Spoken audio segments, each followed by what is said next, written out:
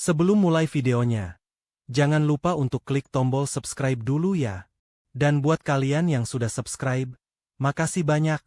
Semoga rezekinya lancar, sehat selalu, dan semua cita-citanya dikabulkan.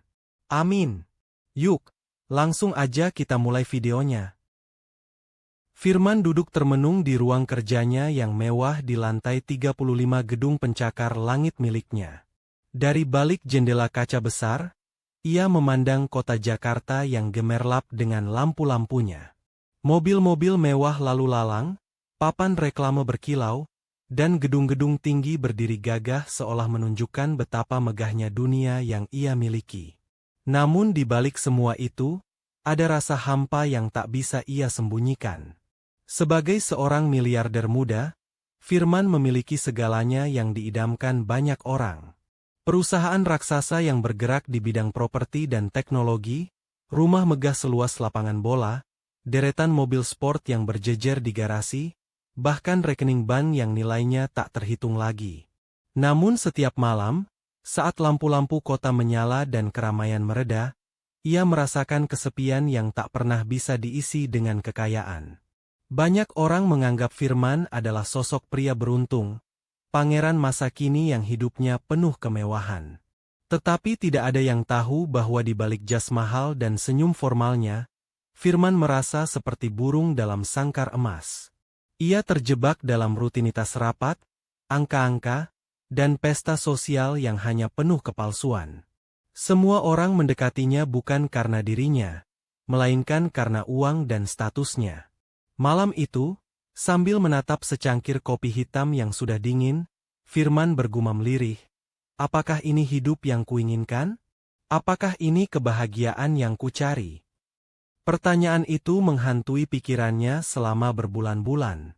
Ia merindukan sesuatu yang nyata, sesuatu yang tulus, sesuatu yang bisa menyentuh hatinya tanpa embel-embel status. Dan akhirnya, sebuah keputusan besar lahir dari kegelisahan itu. Ia ingin turun ke jalan, meninggalkan semua identitasnya sebagai miliarder, dan menyamar sebagai orang biasa. Tanpa banyak bicara pada siapapun, Firman mulai merancang rencananya.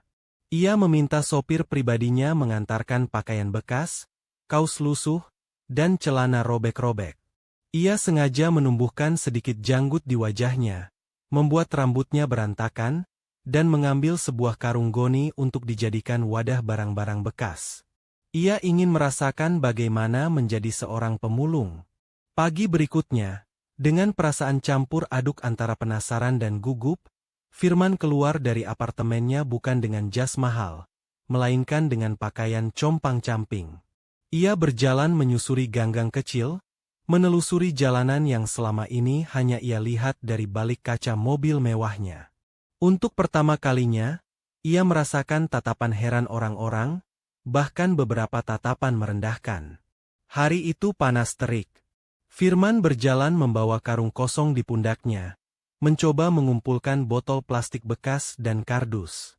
Keringat bercucuran di wajahnya, kakinya pegal karena terbiasa dimanjakan dengan sepatu kulit dan lantai marmer. Kini ia harus berjalan di atas aspal yang panas, kadang menginjak tanah becek di pinggir jalan. Namun, anehnya, ada perasaan lega dalam hatinya. Seolah ia menemukan kebebasan baru. Di sebuah sudut jalan, Firman berhenti di dekat sebuah warung kecil. Perutnya keroncongan karena sejak pagi ia hanya minum air keran.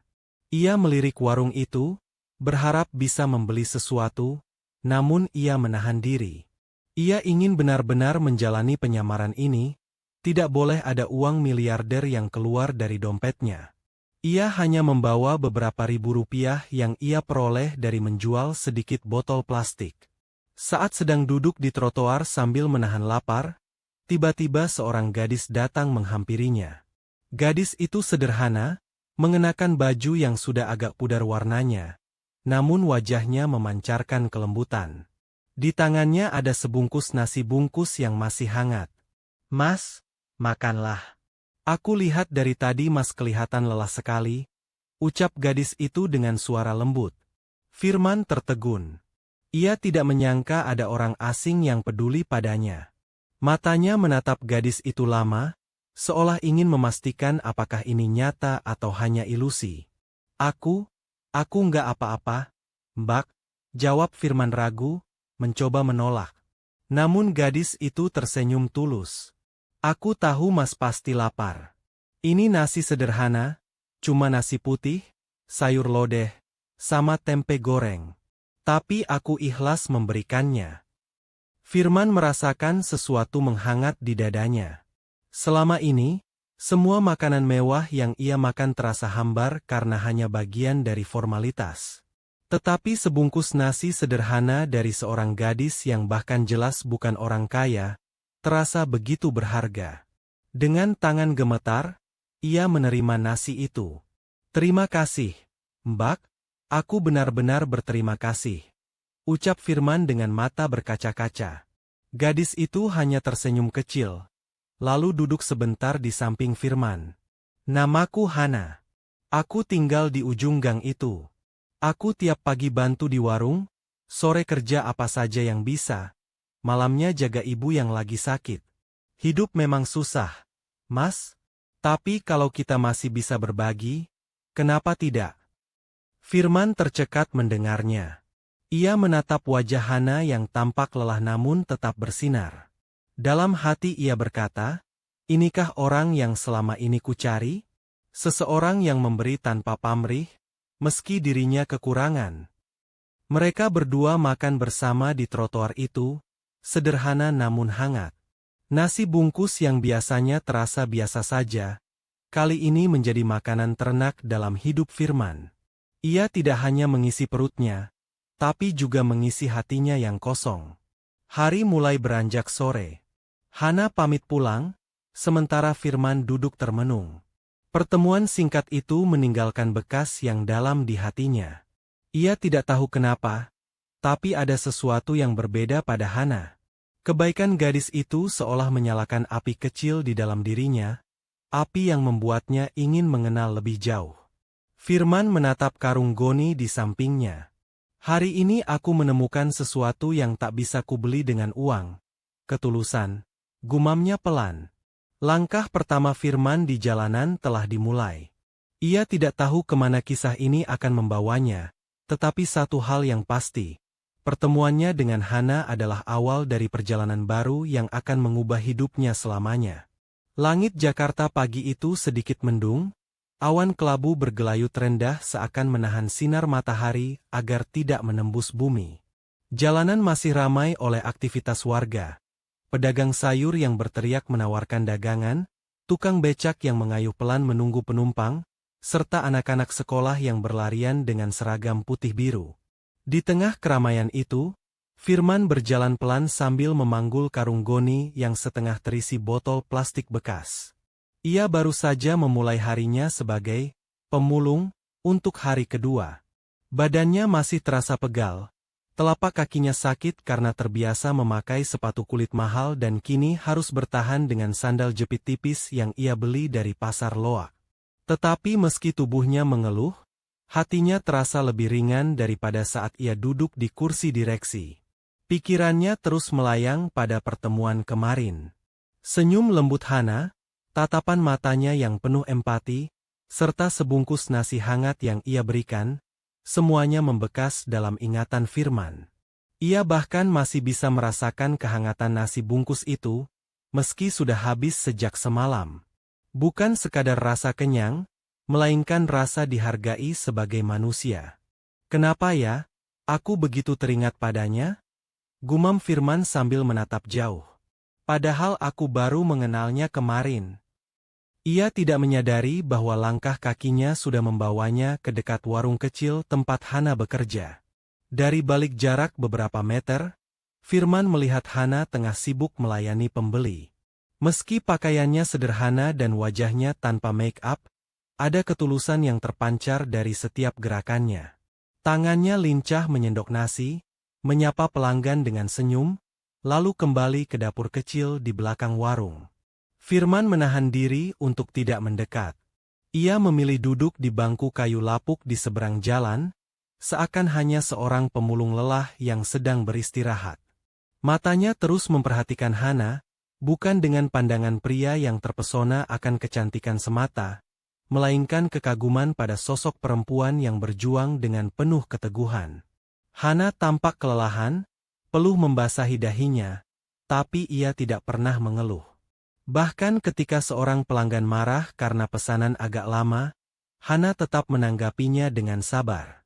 Ada kekuatan luar biasa dalam dirinya yang Firman belum pernah lihat pada perempuan lain di lingkaran pergaulannya yang penuh pesta dan glamor. Di tengah rasa kagum itu, perut Firman kembali keroncongan. Ia baru menyadari bahwa sejak pagi belum makan. Uang receh hasil mengumpulkan botol plastik tidak cukup untuk membeli makanan di warung. Ia hanya bisa menunduk, berharap rasa laparnya bisa ia tahan. Tiba-tiba, suara lembut memecah lamunannya. "Mas, ini ada sisa lauk. Makan ya, biar kuat kerja." Firman mendongak. Hana berdiri di depannya, membawa sepiring nasi dengan tempe goreng dan sayur kangkung. Senyum hangatnya kembali membuat dada Firman bergetar. "Aduh, Mbak, nggak usah repot-repot. Saya nggak enak," kata Firman, pura-pura menolak. Hana meletakkan piring itu di depannya. "Jangan ditolak. Aku tahu Mas pasti lapar. Ini cuma sederhana, tapi semoga bisa mengganjal perut." Firman menatap nasi itu. Sama seperti kemarin, hatinya terasa tersentuh. Ia ingin berkata jujur, bahwa ia sebenarnya seorang miliarder, bahwa ia bisa membeli restoran mahal kapan saja, bahwa ia tidak kekurangan apapun. Tapi entah kenapa, mulutnya keluh. Yang ia rasakan hanya rasa haru. Dengan tangan bergetar, ia mengambil sendok. "Terima kasih banyak, Mbak Hana." Hana hanya tersenyum. "Makanlah, Mas. Aku senang bisa berbagi. Apalagi, aku tahu bagaimana rasanya lapar." Kalimat itu membuat Firman tercekat. Ia melirik wajah Hana, melihat keteguhan yang tersimpan di balik matanya. Gadis itu benar-benar tahu bagaimana rasanya hidup dalam kekurangan. Sambil menyuapkan nasi, Firman memperhatikan Hana yang kembali sibuk melayani pelanggan.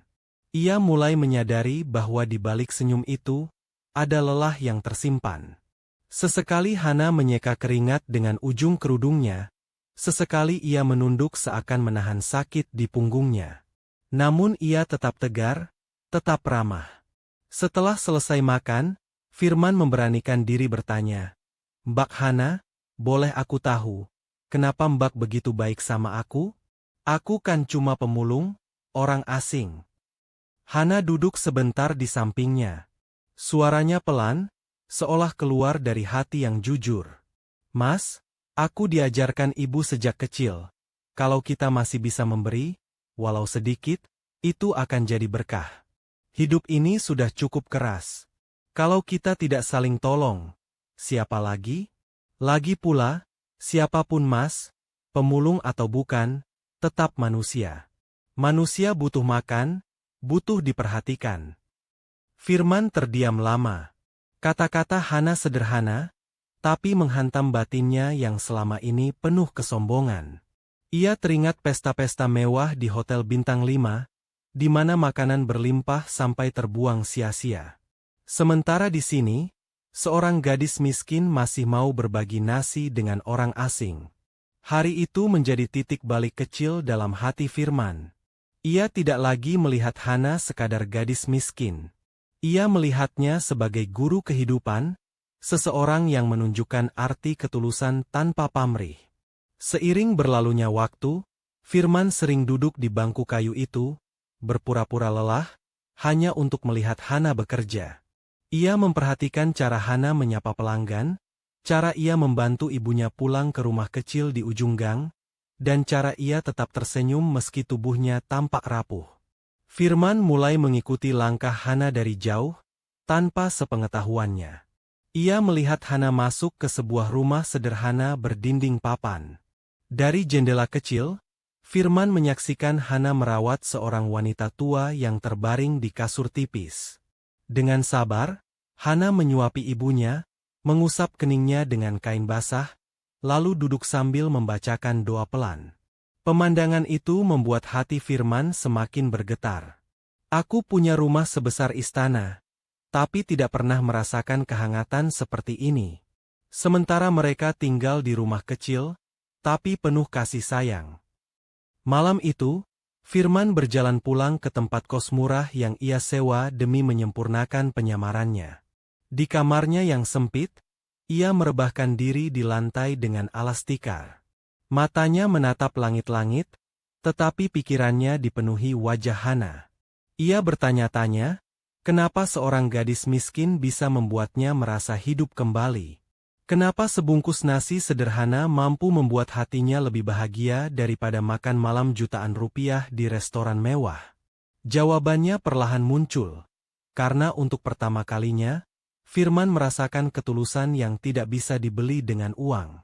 Hari-hari berikutnya, Firman semakin terbiasa dengan kehidupannya sebagai pemulung. Setiap pagi ia berangkat lebih awal, memanggul karung goni, menyusuri jalanan mencari botol plastik, kardus bekas, dan kaleng kosong. Kadang ia merasa lelah, kakinya pegal, tangannya lecet, tapi ada sesuatu yang membuatnya terus bertahan.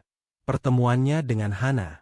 Sejak pertama kali diberi sebungkus nasi, lalu sepiring makan siang sederhana, Firman merasa ada ikatan yang tak kasat mata antara dirinya dan gadis itu. Bukan ikatan karena status, bukan karena pamrih, melainkan karena ketulusan yang Hana berikan. Firman ingin lebih dekat, tapi ia juga sadar bahwa dirinya masih dalam penyamaran. Ia tidak bisa sembarangan mengungkapkan siapa dia sebenarnya. Setiap sore, setelah selesai mengumpulkan barang bekas, Firman sengaja duduk di bangku kayu di depan warung Hana. Dari sana, ia bisa berbincang sebentar, kadang hanya bertukar senyum, kadang sekadar mendengar Hana bercerita tentang hari-harinya. Awalnya, Hana memandang Firman hanya sebagai seorang pemulung yang kebetulan ramah. Tapi seiring berjalannya waktu, ia mulai merasa nyaman dengan keberadaan lelaki itu. Ada sesuatu yang berbeda pada Firman dibandingkan pemulung lain yang sering ia temui. Cara bicaranya sopan, tutur katanya teratur, dan pandangannya penuh perhatian. "Mas Firman, aneh deh," kata Hana suatu sore sambil membersihkan meja warung.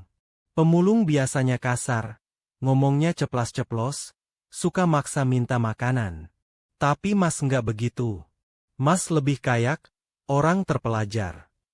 Firman terkekeh pelan, menutupi degup jantungnya. "Ah, enggak, Mbak. Aku ya sama aja. Cuma mungkin aku terbiasa jaga omongan." Hana mengangguk sambil tersenyum. "Ya, mungkin. Tapi aku senang Mas sering mampir. Jadi ada teman ngobrol. Hidupku kan gini-gini aja, monoton. Kalau ada teman cerita, rasanya lebih ringan." Ucapan itu membuat Firman hangat. Ia tidak menyangka keberadaannya yang sederhana bisa membuat Hana merasa ditemani. Padahal selama ini, Firmanlah yang merasa terhibur dengan cerita-cerita Hana. Malam itu, setelah warung tutup, Hana duduk di teras rumahnya yang kecil. Firman memberanikan diri mendekat. Mereka berbincang di bawah lampu temaram, ditemani suara jangkrik dari gang sempit. Hana mulai bercerita tentang masa lalunya. Ayahnya sudah lama meninggal, ibunya sakit-sakitan, dan sejak remaja ia harus bekerja keras untuk menopang hidup keluarga. Ia sempat bercita-cita kuliah, ingin jadi guru, tapi kondisi ekonomi memaksanya berhenti sekolah. "Kadang aku iri lihat teman-teman seumuranku," kata Hana lirih. "Mereka bisa kuliah, kerja di kantor, pakai baju bagus. Aku, setiap hari cuma di warung, terus pulang rawat ibu. Tapi ya sudahlah, mungkin ini takdirku." Firman mendengarkan dengan hati yang terenyuh. Ia ingin sekali mengatakan bahwa ia bisa membantu, bisa membiayai kuliah Hana, bahkan bisa menyembuhkan ibunya di rumah sakit terbaik. Tapi ia menahan diri. Ia tahu jika ia terburu-buru mengungkapkan identitasnya, Hana mungkin tidak akan percaya pada ketulusannya. Sebagai gantinya, ia berkata, "Mbak Hana, aku kagum sama Mbak. Meski hidup susah, Mbak tetap kuat dan ikhlas. Banyak orang di luar sana yang hidupnya jauh lebih enak, tapi nggak bisa sekuat Mbak. Hana menatap Firman dengan mata berkaca-kaca, lalu tersenyum kecil. Makasih, Mas. Aku nggak tahu apa yang akan terjadi besok. Tapi kalau masih ada orang yang bisa menghargai aku, rasanya semua kerja keras ini nggak sia-sia. Percakapan itu menjadi titik awal persahabatan mereka. Firman semakin sering menemani Hana, entah membantu mengangkat barang di warung, menunggu ibunya ketika Hana harus keluar, atau sekadar duduk bersama sambil menikmati teh hangat di malam hari. Hubungan mereka tumbuh pelan-pelan, diam-diam, tanpa disadari oleh banyak orang. Namun tentu saja, tidak semua orang memandang persahabatan itu baik. Beberapa tetangga mulai berbisik-bisik. Itu Hana kok akrab banget sama pemulungnya? Kata seorang ibu di gang. Cantik-cantik kok sama orang kayak gitu. Hana mendengar bisikan itu, tapi ia memilih diam. Ia tahu Firman berbeda. Meski penampilannya lusuh, hatinya tulus. Dan baginya, itu lebih berharga daripada apapun. Suatu hari, saat hujan turun deras, Hana terjebak di warung. Ia menunggu hujan reda sambil membereskan dagangan. Firman datang basah kuyup, membawa karung yang sudah berat. Mas, kenapa nggak nunggu hujan reda dulu baru jalan? Tanya Hana khawatir. Firman tersenyum sambil menaruh karungnya di pojok. Nggak apa-apa, Mbak. Hujan kayak gini malah bikin seger. Lagian, aku pengen ke sini. Siapa tahu Mbak butuh bantuan. Hana terdiam sejenak, hatinya hangat oleh perhatian itu. Mereka pun duduk berdua, menunggu hujan reda sambil bercerita banyak hal. Suasana sederhana itu terasa begitu intim, meski tanpa kata-kata romantis. Firman mulai menyadari bahwa perasaannya pada Hana bukan lagi sekadar rasa kagum. Ada benih cinta yang tumbuh, perlahan tapi pasti. Ia berusaha menahannya, takut terlalu cepat, takut membuat Hana salah paham. Tapi dalam hatinya, ia tahu, Hana adalah orang yang mampu mengisi kekosongan hidupnya. Di sisi lain, Hana juga mulai merasakan sesuatu yang berbeda. Setiap kali Firman datang, ada semangat baru dalam dirinya. Senyum Firman yang sederhana, perhatian kecilnya, membuat hari-hari Hana lebih berwarna. Namun ia berusaha mengabaikan perasaan itu. Baginya, jatuh cinta pada seorang pemulung adalah hal yang mustahil. Malam semakin larut. Hujan mulai reda, hanya tersisa gerimis yang menetes pelan. Firman berpamitan pulang, membawa karungnya yang basah. Hana mengantarnya sampai depan gang. Mas hati-hati ya di jalan, ucap Hana sambil tersenyum. Firman mengangguk. Iya, Mbak.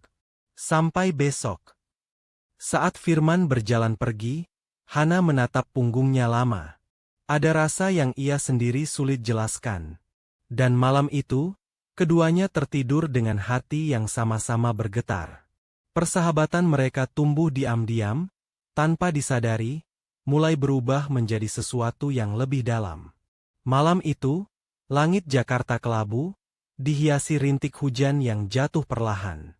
Di sebuah rumah sederhana di ujung gang sempit, Hana duduk di samping ibunya yang terbaring lemah.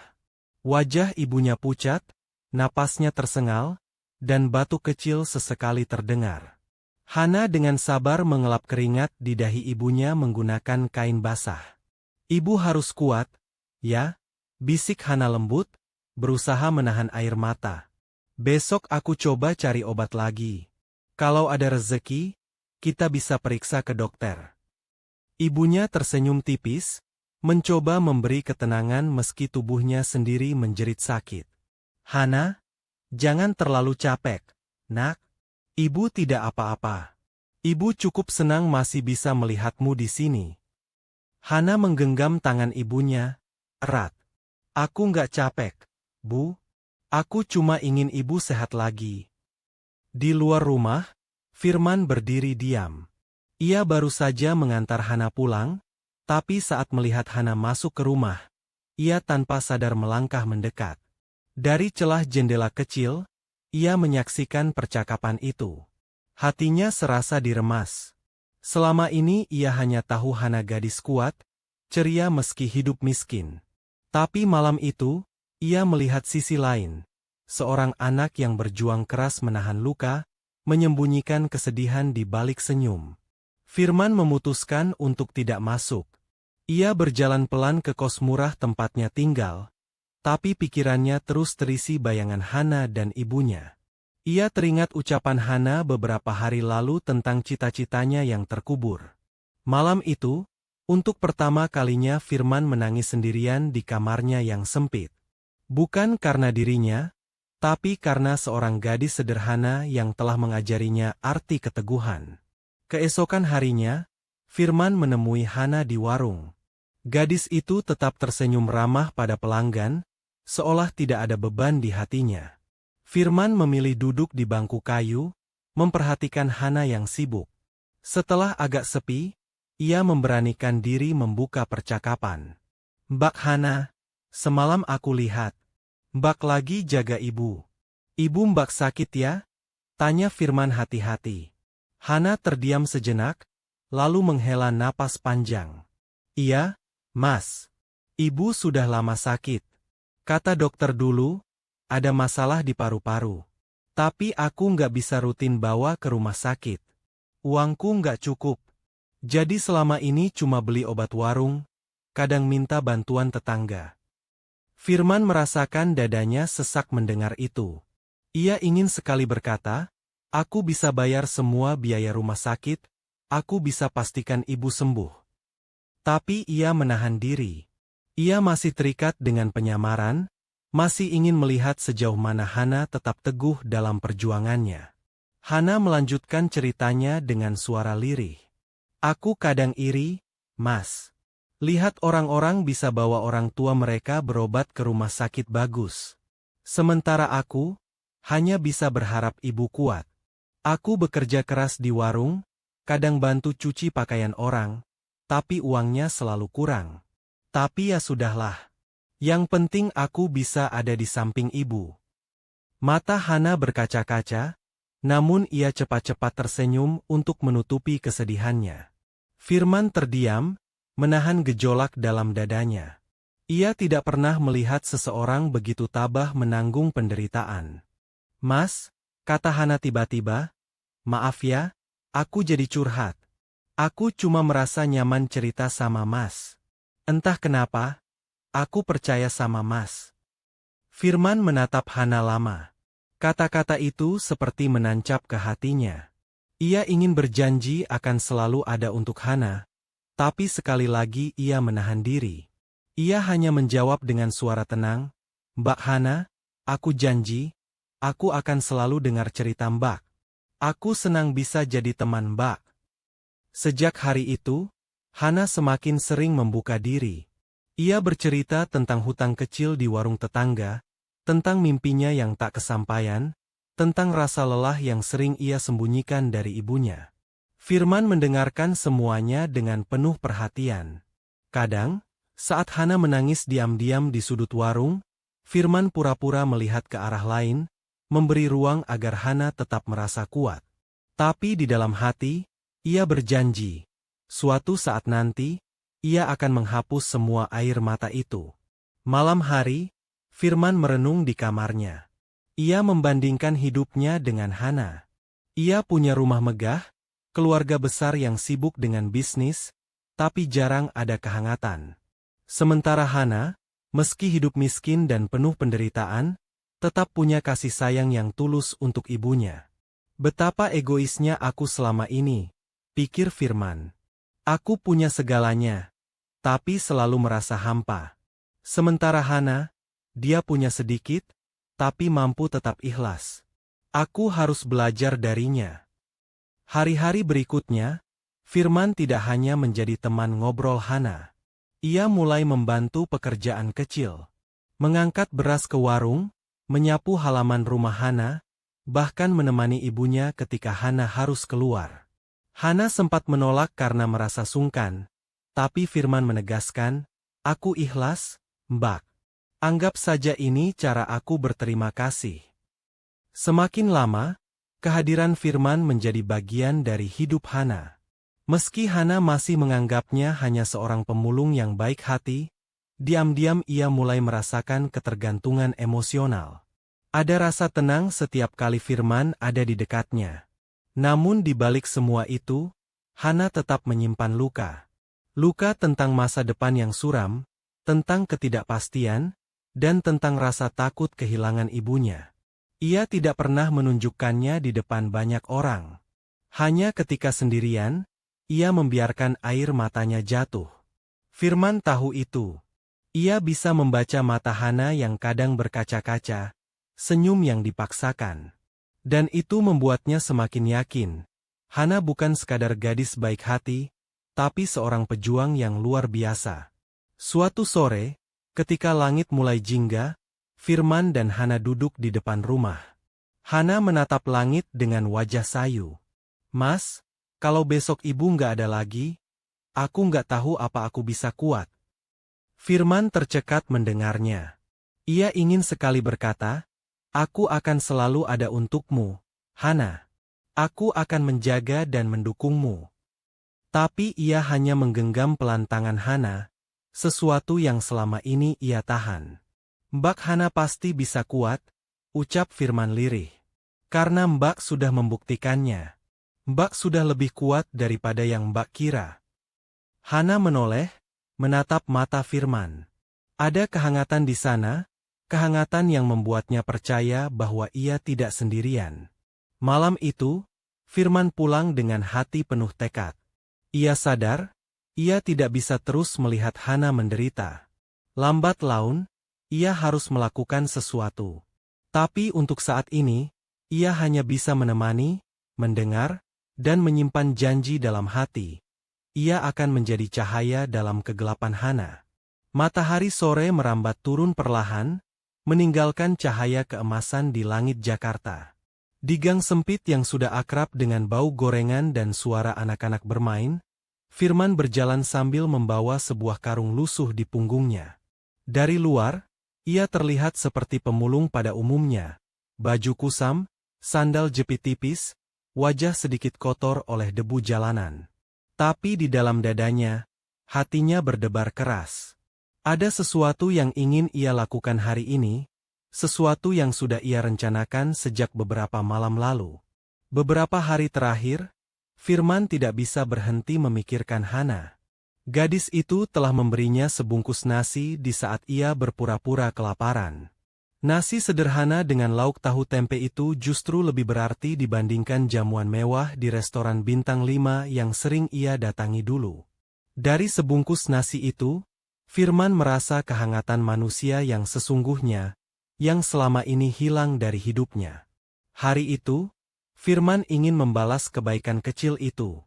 Tidak dengan uang, tidak dengan kemewahan, tetapi dengan cara yang sama sederhana.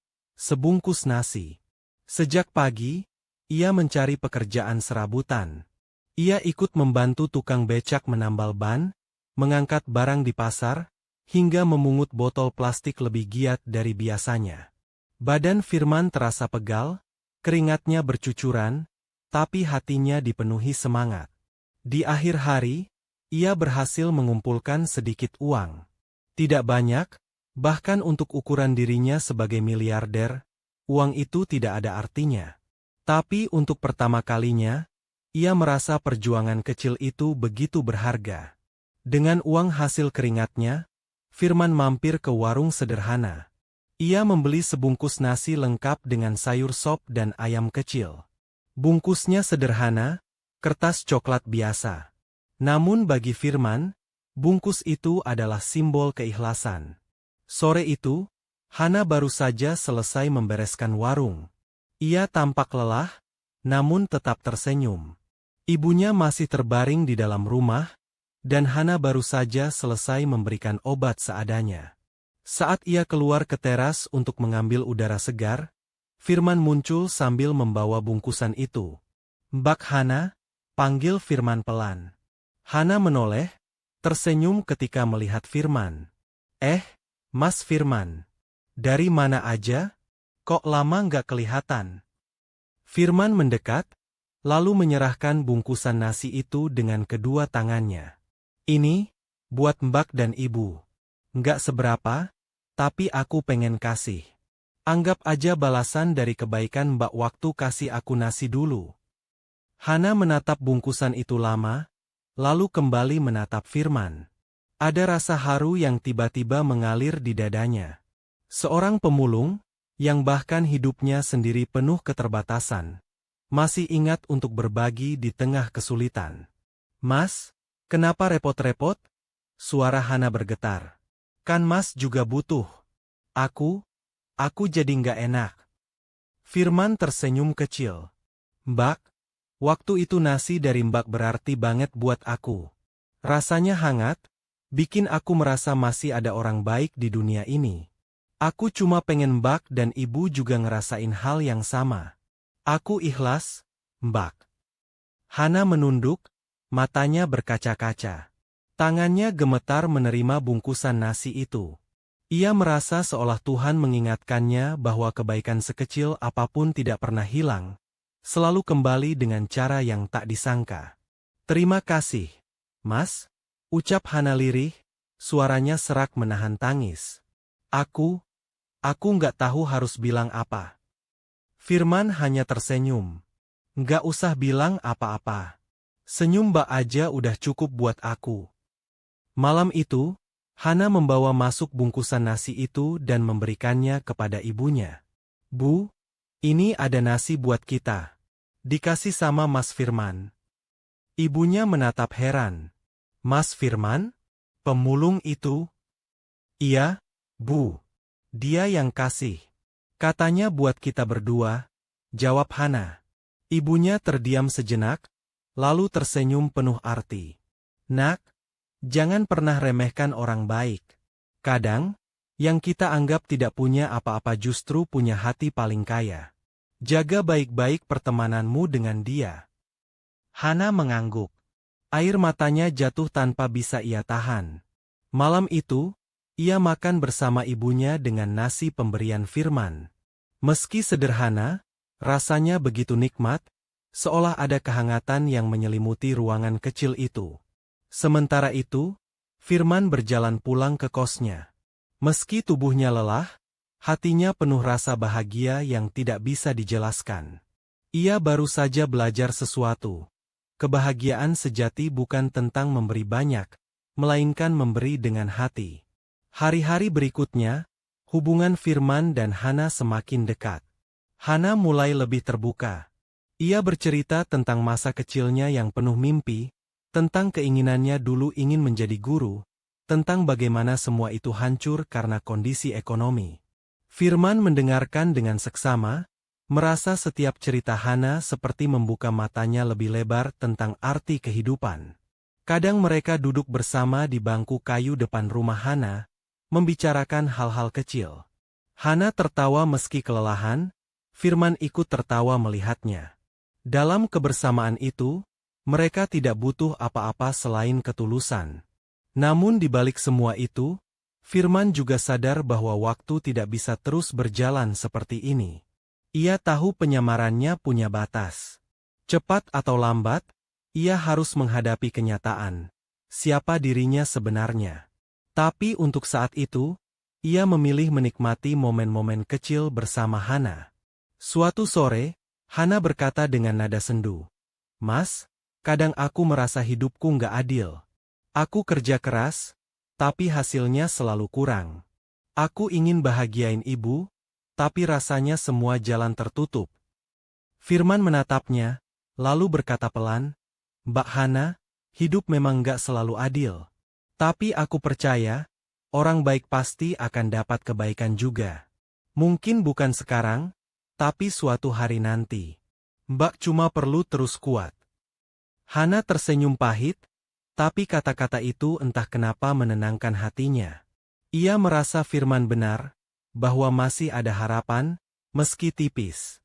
Hari itu, sebungkus nasi dari Firman tidak hanya mengisi perut Hana dan ibunya. Ia juga mengisi hati mereka dengan harapan. Harapan bahwa di tengah dunia yang keras, masih ada orang yang mau peduli. Dan tanpa Hana sadari, rasa itu perlahan berubah menjadi sesuatu yang lebih dalam. Setiap kali melihat Firman, ada getaran halus yang sulit dijelaskan. Ia tahu, ia mulai merasa nyaman, bahkan mungkin jatuh hati. Hari-hari terus bergulir di kampung kecil itu. Hujan dan panas silih berganti, suara anak-anak berlari di gang sempit menjadi musik alami yang setiap hari terdengar. Bagi sebagian orang, hidup di sana mungkin hanya kumpulan kesulitan dan penderitaan. Namun bagi Hana, hidup adalah perjuangan yang harus dijalani dengan senyum, meski senyum itu seringkali menyembunyikan luka. Firman semakin sering hadir di tengah-tengah kehidupan Hana. Dari seorang asing yang dulu hanya menerima sebungkus nasi, ia kini menjadi teman dekat yang selalu ada. Hana mulai terbiasa melihat sosok Firman dengan baju lusuh dan karung di punggungnya.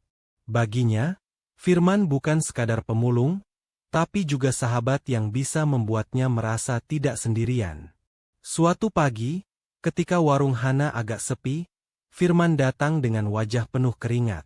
Ia baru saja selesai mengumpulkan botol plastik dari ujung jalan.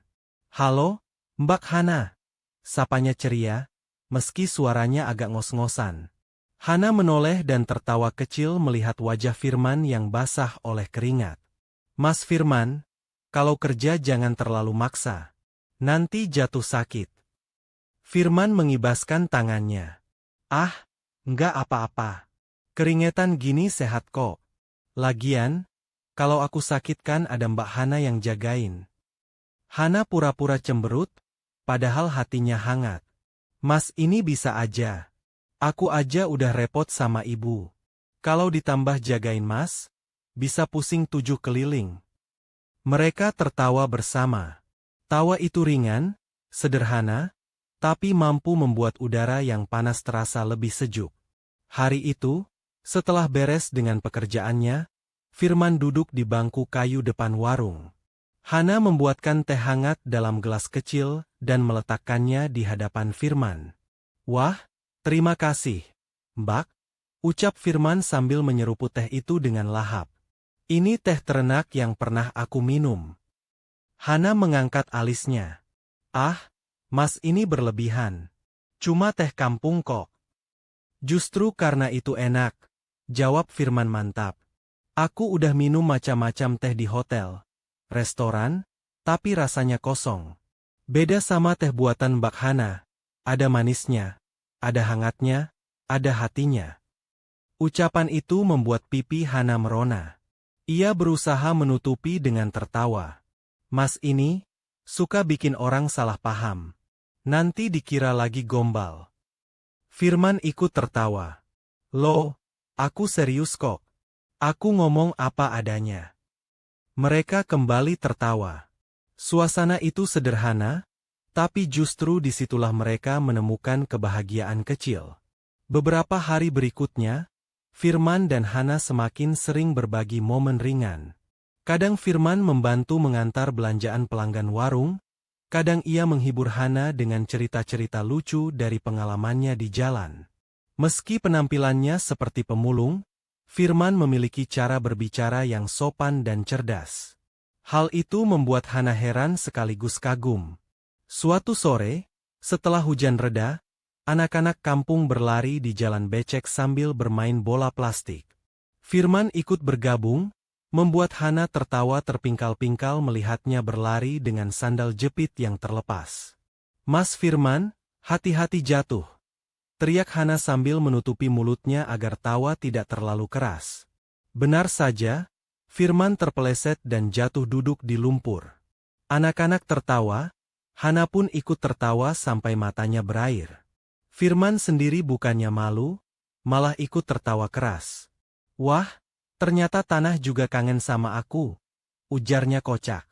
Tawa Hana pecah lebih keras lagi. Untuk beberapa menit, ia lupa semua masalahnya. Hutang, sakit ibunya, masa depan yang suram. Yang ada hanya tawa, kebahagiaan sederhana yang datang dari kebersamaan. Malamnya, ketika semua sudah sepi, Hana termenung di teras rumah. Ibunya sudah tertidur, dan hanya suara jangkrik menemani. Firman datang dengan langkah pelan, duduk di kursi sebelah Hana. "Mbak Hana," ucapnya lembut, "hari ini Mbak ketawa lepas banget. Seneng aku lihatnya." Hana menoleh, tersenyum kecil. "Iya, Mas. Aku sendiri juga heran. Rasanya udah lama nggak ketawa kayak tadi." Firman menatapnya dalam-dalam. "Itu artinya, meski hidup berat, kita masih bisa nemuin alasan buat bahagia. Nggak harus nunggu kaya atau sukses. Cukup ada orang yang tulus nemenin." Hana terdiam, hatinya bergetar. Kata-kata Firman menusuk lembut ke dalam jiwanya. Ia menunduk, tidak ingin Firman melihat matanya yang basah. "Mas," kata Hana lirih, "kadang aku takut. Takut kalau suatu hari nanti semua ini hilang. Aku terbiasa hidup susah, tapi aku nggak terbiasa punya teman yang bikin aku ketawa." Firman tersenyum. Ia ingin berkata bahwa ia tidak akan pernah pergi, bahwa ia akan selalu ada di samping Hana. Tapi ia tahu waktunya belum tepat. Jadi ia hanya berkata, "Mbak Hana nggak perlu takut. Selama aku masih bisa, aku akan selalu bikin Mbak ketawa." Hana menoleh, menatap mata Firman. Ada kejujuran di sana, ada ketulusan yang membuat hatinya hangat. Untuk pertama kalinya, Hana merasa ia bisa percaya pada seseorang selain ibunya. Hari-hari berikutnya, tawa itu semakin sering hadir. Meski derita masih ada, meski masalah belum selesai, Hana dan Firman menemukan kebahagiaan kecil dalam kebersamaan. Mereka belajar bahwa tawa bisa menjadi obat, bisa menjadi kekuatan, bisa menjadi cahaya di tengah kegelapan. Dan tanpa mereka sadari, di balik tawa itu, cinta mulai tumbuh perlahan. Langit sore itu terlihat muram. Awan kelabu menggantung berat di atas Jakarta, dan udara lembab menandakan hujan besar akan segera turun. Di warung kecil milik Hana, aroma gorengan masih mengepul, meski pelanggan sudah mulai pulang satu persatu karena khawatir hujan. Hana tetap bertahan, membereskan meja, sementara ibunya di dalam rumah terbaring lemah. Firman datang dengan langkah terburu-buru. Rambutnya agak berantakan, wajahnya basah oleh peluh. Ia membawa seikat botol plastik yang baru saja ia kumpulkan. "Hana?" sapanya dengan suara ngos-ngosan. Hana menoleh, tersenyum meski tubuhnya lelah. "Mas Firman, dari mana aja? Kok sampai basah gini?" Firman meletakkan karungnya di samping warung. "Barusan dari pasar. Lumayan banyak botol." Belum sempat Hana menjawab, hujan turun deras. Rintiknya keras, mengguyur atap seng hingga menimbulkan suara gemuruh. Angin kencang berembus, membuat udara menjadi lebih dingin. Hana segera menutup sebagian warung dengan tirai plastik seadanya. Firman ikut membantunya. Mereka bekerja sama menahan hujan agar tidak masuk ke dalam. Namun dalam keributan itu, Hana tiba-tiba terhuyung.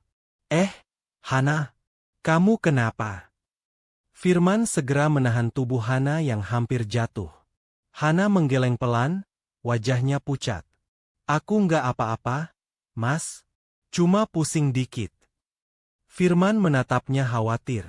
Tubuh Hana memang tampak lemah. Mungkin karena terlalu lelah seharian bekerja. Tanpa pikir panjang, Firman menuntun Hana duduk di kursi kayu. "Hana, kamu harus istirahat. Biar aku yang beresin warung ini," kata Firman dengan tegas. Hana tersenyum lemah, mencoba menolak.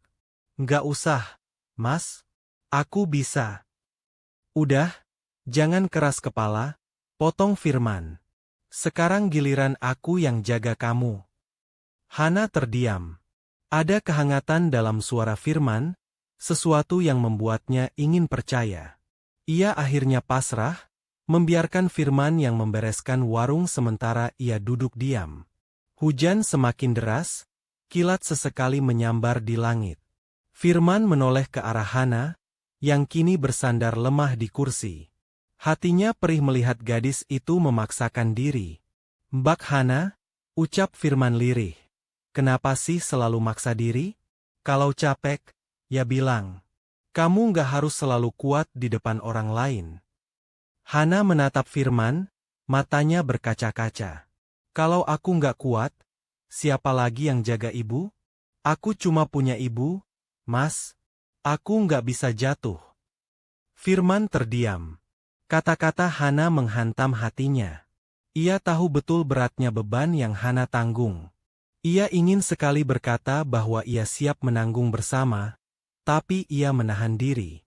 Ya udah, kalau begitu, biar aku ikut kuat bareng kamu, ucap Firman akhirnya. Hana menunduk, air matanya menetes pelan. Dalam derasnya hujan, kehangatan aneh muncul di dadanya. Ia merasa tidak sendirian lagi. Setelah hujan agak reda, Firman mengantar Hana masuk ke dalam rumah. Ia membantu menyiapkan air hangat untuk ibunya, bahkan ikut menyalakan lampu kecil ketika listrik sempat padam sebentar. Malam itu, Firman benar-benar seperti bagian dari keluarga kecil Hana. Ibunya sempat menatap mereka berdua dengan senyum samar. Nak, sepertinya Tuhan memang mengirim orang baik untuk kita. Hana hanya tersenyum, tapi hatinya berdebar. Ia tahu ibunya tidak salah. Kehadiran Firman di tengah hujan deras itu bukan kebetulan. Malam semakin larut.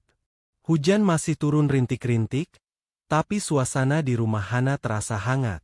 Firman duduk di kursi, Hana di sampingnya. Mereka berbincang ringan, kadang tertawa kecil meski tubuh Hana masih lemah. Tahu nggak, Mbak, kata Firman tiba-tiba, hujan itu kayak hidup kita. Hana menoleh heran. Maksudnya? Kadang deras, kadang bikin kita susah jalan. Tapi setelah hujan reda, biasanya muncul pelangi. Hidup juga gitu. Berat sekarang, tapi pasti ada indahnya nanti. Hana terdiam, lalu tersenyum. Mas ini selalu aja bisa bikin aku tenang. Padahal aku lagi nggak yakin sama apa-apa. Firman menatapnya lembut. Aku nggak janji bisa hilangin semua masalah kamu, Hana. Tapi aku janji, aku nggak akan ninggalin kamu sendirian. Kata-kata itu membuat hati Hana bergetar. Ia ingin percaya, meski ada keraguan. Tapi malam itu, di tengah sisa hujan, Hana merasakan secercah harapan baru. Untuk pertama kalinya, ia berpikir, mungkin hidupnya tidak akan selalu suram. Mungkin ada cahaya, ada pelangi, yang menunggu setelah hujan. Hari-hari setelah hujan deras itu terasa berbeda bagi Hana. Ia merasa hatinya lebih ringan, seolah Firman benar-benar membawa semacam harapan baru dalam hidupnya. Walau masalah tidak hilang, ibunya masih sakit, hutang tetap menghantui, dan warung kecil itu tetap harus ia kelola dengan segala keterbatasan. Namun ada sesuatu yang membuatnya lebih kuat. Kehadiran Firman. Setiap kali Firman datang, Hana merasa ada bahu untuk bersandar, ada telinga untuk mendengar, dan ada senyum yang bisa menghapus letih. Namun, tidak semua orang melihatnya demikian. Di lingkungan kampung sempit itu, bisik-bisik kecil mulai terdengar. Warga heran dengan Firman, pemulung, yang begitu berbeda. Cara bicaranya sopan, tutur katanya teratur, bahkan kadang terdengar seperti orang berpendidikan. Tidak jarang ada yang berkomentar. Itu pemulung yang sering sama Hana, ya? Kok kayaknya nggak cocok? Gayanya nggak kayak pemulung. Bener. Aku juga perhatiin. Pemulung dari mana coba yang ngomongnya halus begitu? Tangannya juga nggak kasar-kasar amat. Kayak orang kota. Awalnya Hana tidak menggubris. Ia lebih memilih percaya pada kebaikan Firman. Namun suatu hari, sahabat kecilnya, Mira, yang juga tinggal di kampung itu, mulai bertanya langsung. Hana, kata Mira sambil duduk di warung sore itu, aku mau nanya sesuatu. Jangan marah, ya? Hana menoleh sambil tersenyum. Kenapa sih pakai prolog gitu? Tanya aja, Mir. Mira mendekat, suaranya direndahkan. Kamu nggak curiga sama Mas Firman? Dia itu aneh, Han. Katanya pemulung, tapi cara ngomongnya, cara sikapnya, kayak orang kaya yang nyamar. Hana tertegun. Kata-kata itu bagai kilat menyambar pikirannya. Memang, kalau dipikir-pikir, Firman berbeda dari pemulung lain. Ia jarang terlihat benar-benar lusuh. Meski bajunya sederhana, ada kerapian yang aneh. Tangannya juga tidak terlalu kasar meski sering membawa karung. Dan yang paling jelas, ia selalu bisa bicara dengan cara yang menenangkan, seolah orang berpendidikan tinggi. Namun Hana cepat-cepat menggeleng. Mir, jangan suuzon gitu. Mas Firman orang baik.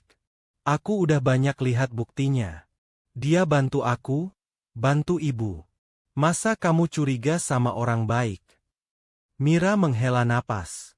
Aku bukannya nggak suka, Han. Aku cuma takut. Kalau ternyata dia bohong, kamu yang bakal sakit hati.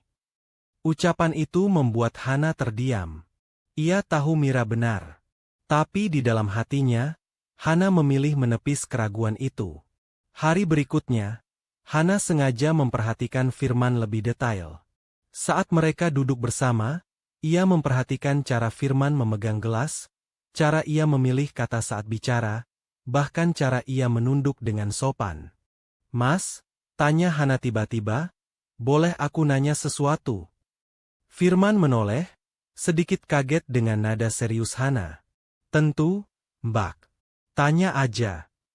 Kamu sebenarnya, beneran pemulung? Hana menatapnya lekat-lekat. Firman tercekat. Pertanyaan itu menusuk tepat di jantungnya. Ia ingin sekali jujur, mengatakan siapa dirinya sebenarnya. Tapi ia juga takut. Takut Hana menjauh, takut semua yang telah mereka bangun runtuh dalam sekejap. Ia tersenyum kecil, mencoba menutupi kegugupannya. Ya, aku memang pemulung. Kenapa, Mbak? Apa ada yang salah?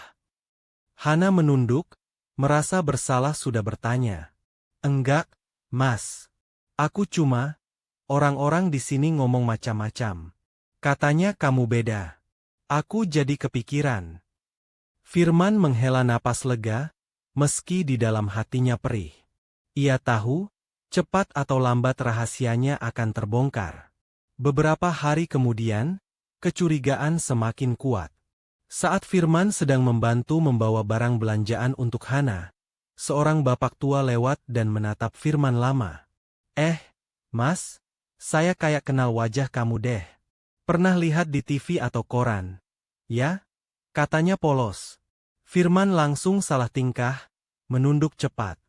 Ah, enggak, Pak. Mungkin salah orang. Hana yang mendengar itu ikut bingung. Ia ingin bertanya lebih jauh, tapi melihat Firman gugup, ia memilih diam. Malamnya, Hana duduk termenung. Ia memikirkan semua kejadian itu. Ada sesuatu yang aneh pada Firman. Tapi setiap kali ia mengingat kebaikan Firman, memberi sebungkus nasi, menemaninya saat hujan, membantu menjaga ibunya, hatinya luluh kembali.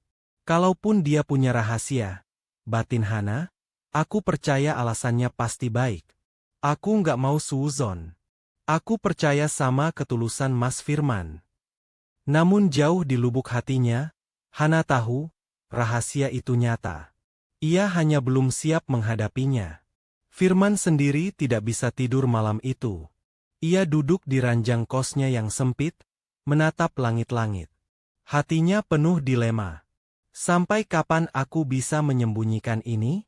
Hana berhak tahu siapa aku sebenarnya. Tapi kalau aku jujur sekarang, apa dia akan percaya?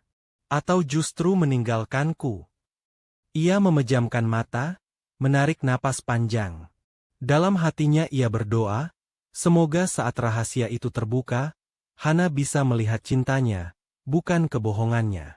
Malam itu, kampung sudah sepi. Lampu jalan redup, suara jangkrik terdengar bersahutan, dan udara dingin menyusup di antara rumah-rumah sederhana. Hana duduk di depan rumahnya, memeluk lutut, menatap kosong ke arah jalanan. Pikirannya kacau. Firman, Siapa sebenarnya lelaki itu? Sejak percakapan dengan Mira, rasa curiga itu terus mengganggunya. Ia memang tidak ingin berprasangka buruk, tapi berbagai keanehan semakin jelas. Mulai dari cara bicara Firman, sikapnya yang begitu halus, hingga ucapan bapak tua tempo hari yang seperti mengenali wajahnya. Hana menarik napas panjang. Kalaupun Mas Firman bukan pemulung, kenapa dia harus nyamar? Apa tujuannya? Gumamnya lirih. Sementara itu, di kamar kos sederhana yang ia sewa sebagai tempat tinggal sementara, Firman duduk termenung. Ia menatap bayangan dirinya di cermin kecil yang tergantung di dinding. Rambutnya yang sengaja dibiarkan berantakan, wajahnya yang sengaja dibuat lusuh, pakaian compang-camping, semuanya hanya topeng. Berapa lama lagi aku bisa terus berpura-pura? Batinnya. Firman sadar, setiap detik ia bersama Hana, rahasia itu makin sulit dijaga. Ia ingin jujur, tapi bayangan wajah Hana yang kecewa membuat hatinya ciut. Kalau dia tahu aku miliarder, apakah dia masih mau menganggapku sama seperti sekarang? Atau malah menjauh, merasa dibohongi?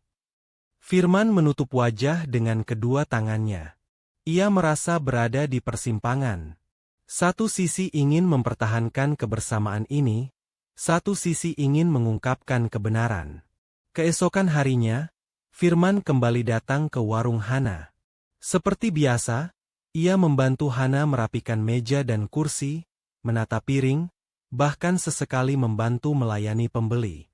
Hana tersenyum, tapi senyum itu berbeda. Ada bayangan tanya di balik matanya. "Mas," kata Hana pelan ketika warung sepi, "aku boleh tanya sesuatu lagi?" Firman tersentak. "Apa, Mbak?" "Kalau suatu hari aku tahu kamu bukan seperti yang aku pikir, kamu janji nggak bakal pergi ninggalin aku?" Pertanyaan itu membuat Firman terdiam lama. Jantungnya berdegup kencang, seolah dadanya hendak meledak. Ia menatap wajah Hana, penuh harap sekaligus cemas. "Aku janji, Mbak," jawab Firman akhirnya. "Apapun yang terjadi, aku nggak akan ninggalin kamu. Aku di sini bukan karena aku kasihan sama kamu. Aku di sini karena aku tulus." Hana menunduk. Ada kehangatan yang menjalar di hatinya. Namun di sisi lain, rasa takut masih ada. Hari-hari berikutnya, dilema itu makin berat. Hana mulai merasakan benih cinta tumbuh di hatinya. Setiap kali Firman tersenyum, ia merasa ada cahaya. Setiap kali Firman bicara dengan tenang, ia merasa aman. Tapi ia juga takut perasaannya salah. "Apa aku pantas mencintai seorang pemulung?" batinnya. Hana tahu betapa kerasnya kehidupan. Ia miskin, penuh hutang, punya ibu yang sakit-sakitan. Bagaimana mungkin ia bisa bermimpi tentang cinta, apalagi dengan seorang lelaki yang bahkan tidak punya masa depan jelas? Sementara itu, Firman bergulat dengan dilema berbeda. Ia bukan hanya jatuh cinta, ia benar-benar tenggelam dalam perasaan itu. Hana adalah perempuan pertama yang membuatnya merasa berarti. Tapi bagaimana kalau Hana akhirnya tahu kebenaran? Di sebuah malam sunyi, Firman menulis di buku kecilnya. Sebuah catatan yang jarang ia bagi ke siapapun. "Cinta ini tumbuh di jalanan, di balik karung lusuh, di antara sebungkus nasi yang penuh ketulusan. Aku ingin jujur, tapi aku takut. Aku ingin mengungkapkan segalanya, tapi aku tidak siap kehilangan. Tuhan, beri aku kekuatan. Jangan biarkan cintaku berakhir dengan kebohongan." Suatu sore, Hana mengantar ibunya kontrol ke puskesmas. Firman ikut menemani, membawa tas kecil berisi obat-obatan. Di ruang tunggu, seorang perawat menatap Firman dengan ekspresi heran. "Mas, saya kayaknya pernah lihat deh di berita atau majalah. Bener nggak?" Firman langsung panik. Ia buru-buru menunduk, lalu berdalih. "Ah, mungkin salah lihat, Mbak. Saya cuma orang biasa." Namun Hana melihat kegugupan itu. Sekali lagi, hatinya bimbang. Di perjalanan pulang, Hana akhirnya memberanikan diri. "Mas Firman," katanya pelan, "aku tahu kamu baik. Tapi ada sesuatu yang kamu sembunyiin, kan?" Firman terdiam. Hana melanjutkan, "Aku nggak peduli kamu siapa. Aku cuma butuh satu hal, kejujuran. Karena aku mulai anggap kamu penting." Firman menahan napas. Kata-kata Hana menusuk hatinya. Ia ingin sekali menjawab, ingin sekali mengatakan semuanya. Tapi lidahnya keluh. Ia hanya bisa menatap Hana dengan mata berkaca-kaca. "Aku janji, Mbak," ucapnya pelan, "suatu hari kamu bakal tahu semuanya. Tapi tolong, jangan benci aku kalau saat itu tiba." Hana menoleh ke arah jalan, menahan air mata. Ia tidak tahu kenapa, tapi hatinya semakin yakin. Firman bukan sekadar pemulung biasa. Dilema itu kian menyesakkan. Hana di persimpangan antara percaya dan ragu, antara cinta dan takut. Firman pun di persimpangan antara jujur atau terus menyembunyikan rahasia. Namun satu hal pasti, perasaan mereka kian tumbuh. Dan ketika cinta sudah tumbuh, sekuat apapun rahasia berusaha disembunyikan, cepat atau lambat kebenaran akan menemukan jalannya. Malam itu Hana duduk di samping ranjang kayu sederhana tempat ibunya berbaring. Nafas sang ibu terdengar berat, dadanya naik turun dengan ritme tak beraturan.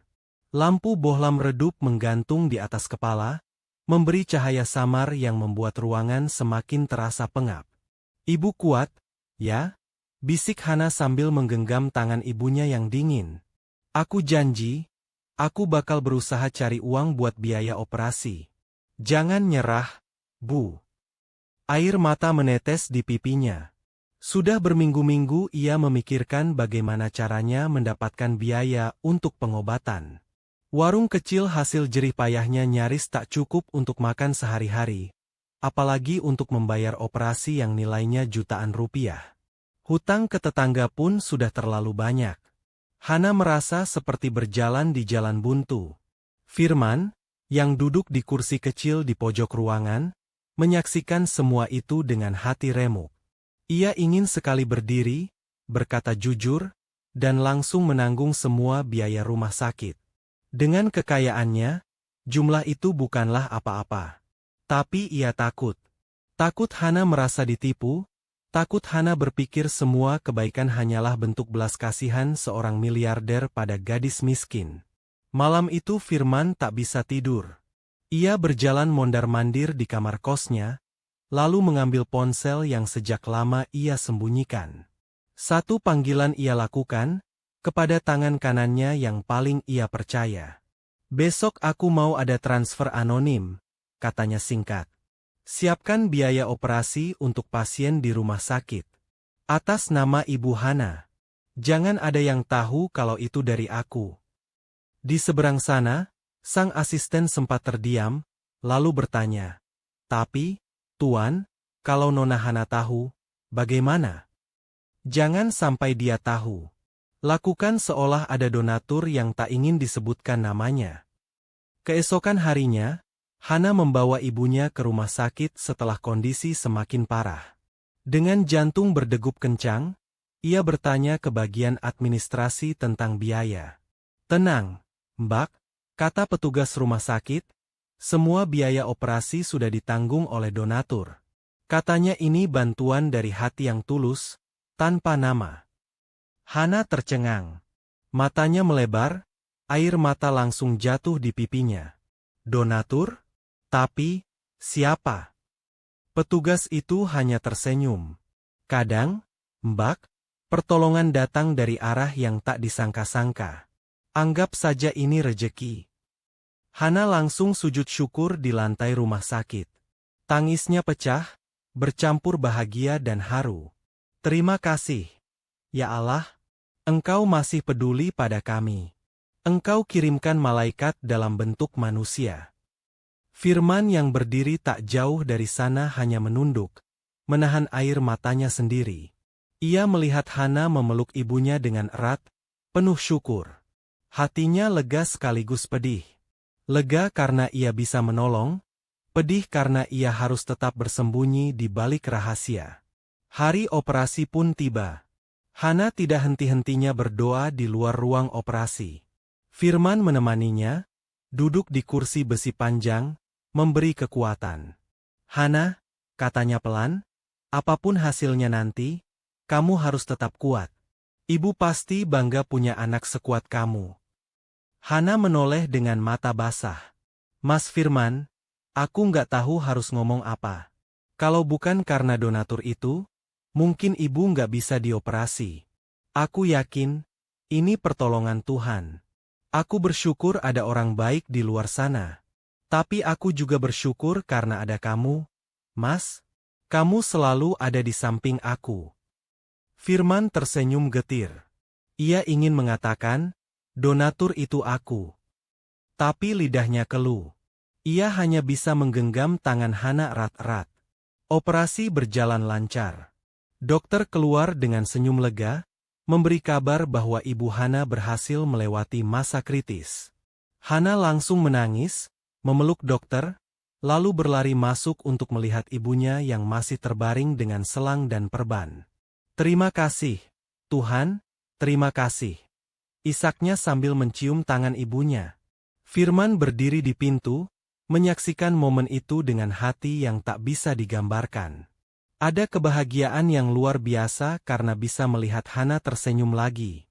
Tapi juga ada rasa sakit, karena senyum itu bukan ditujukan untuk dirinya, melainkan untuk donatur misterius, yang sebenarnya adalah dirinya sendiri.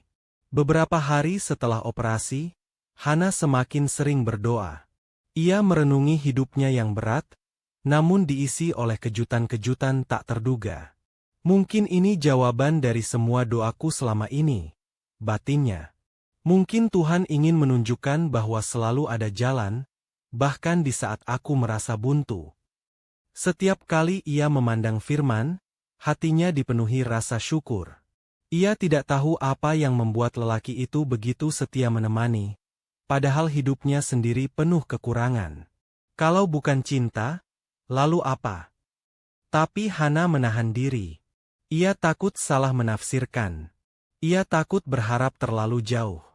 Sementara itu, Firman makin merasa dirinya terjebak. Ia tahu cepat atau lambat kebenarannya akan terkuak.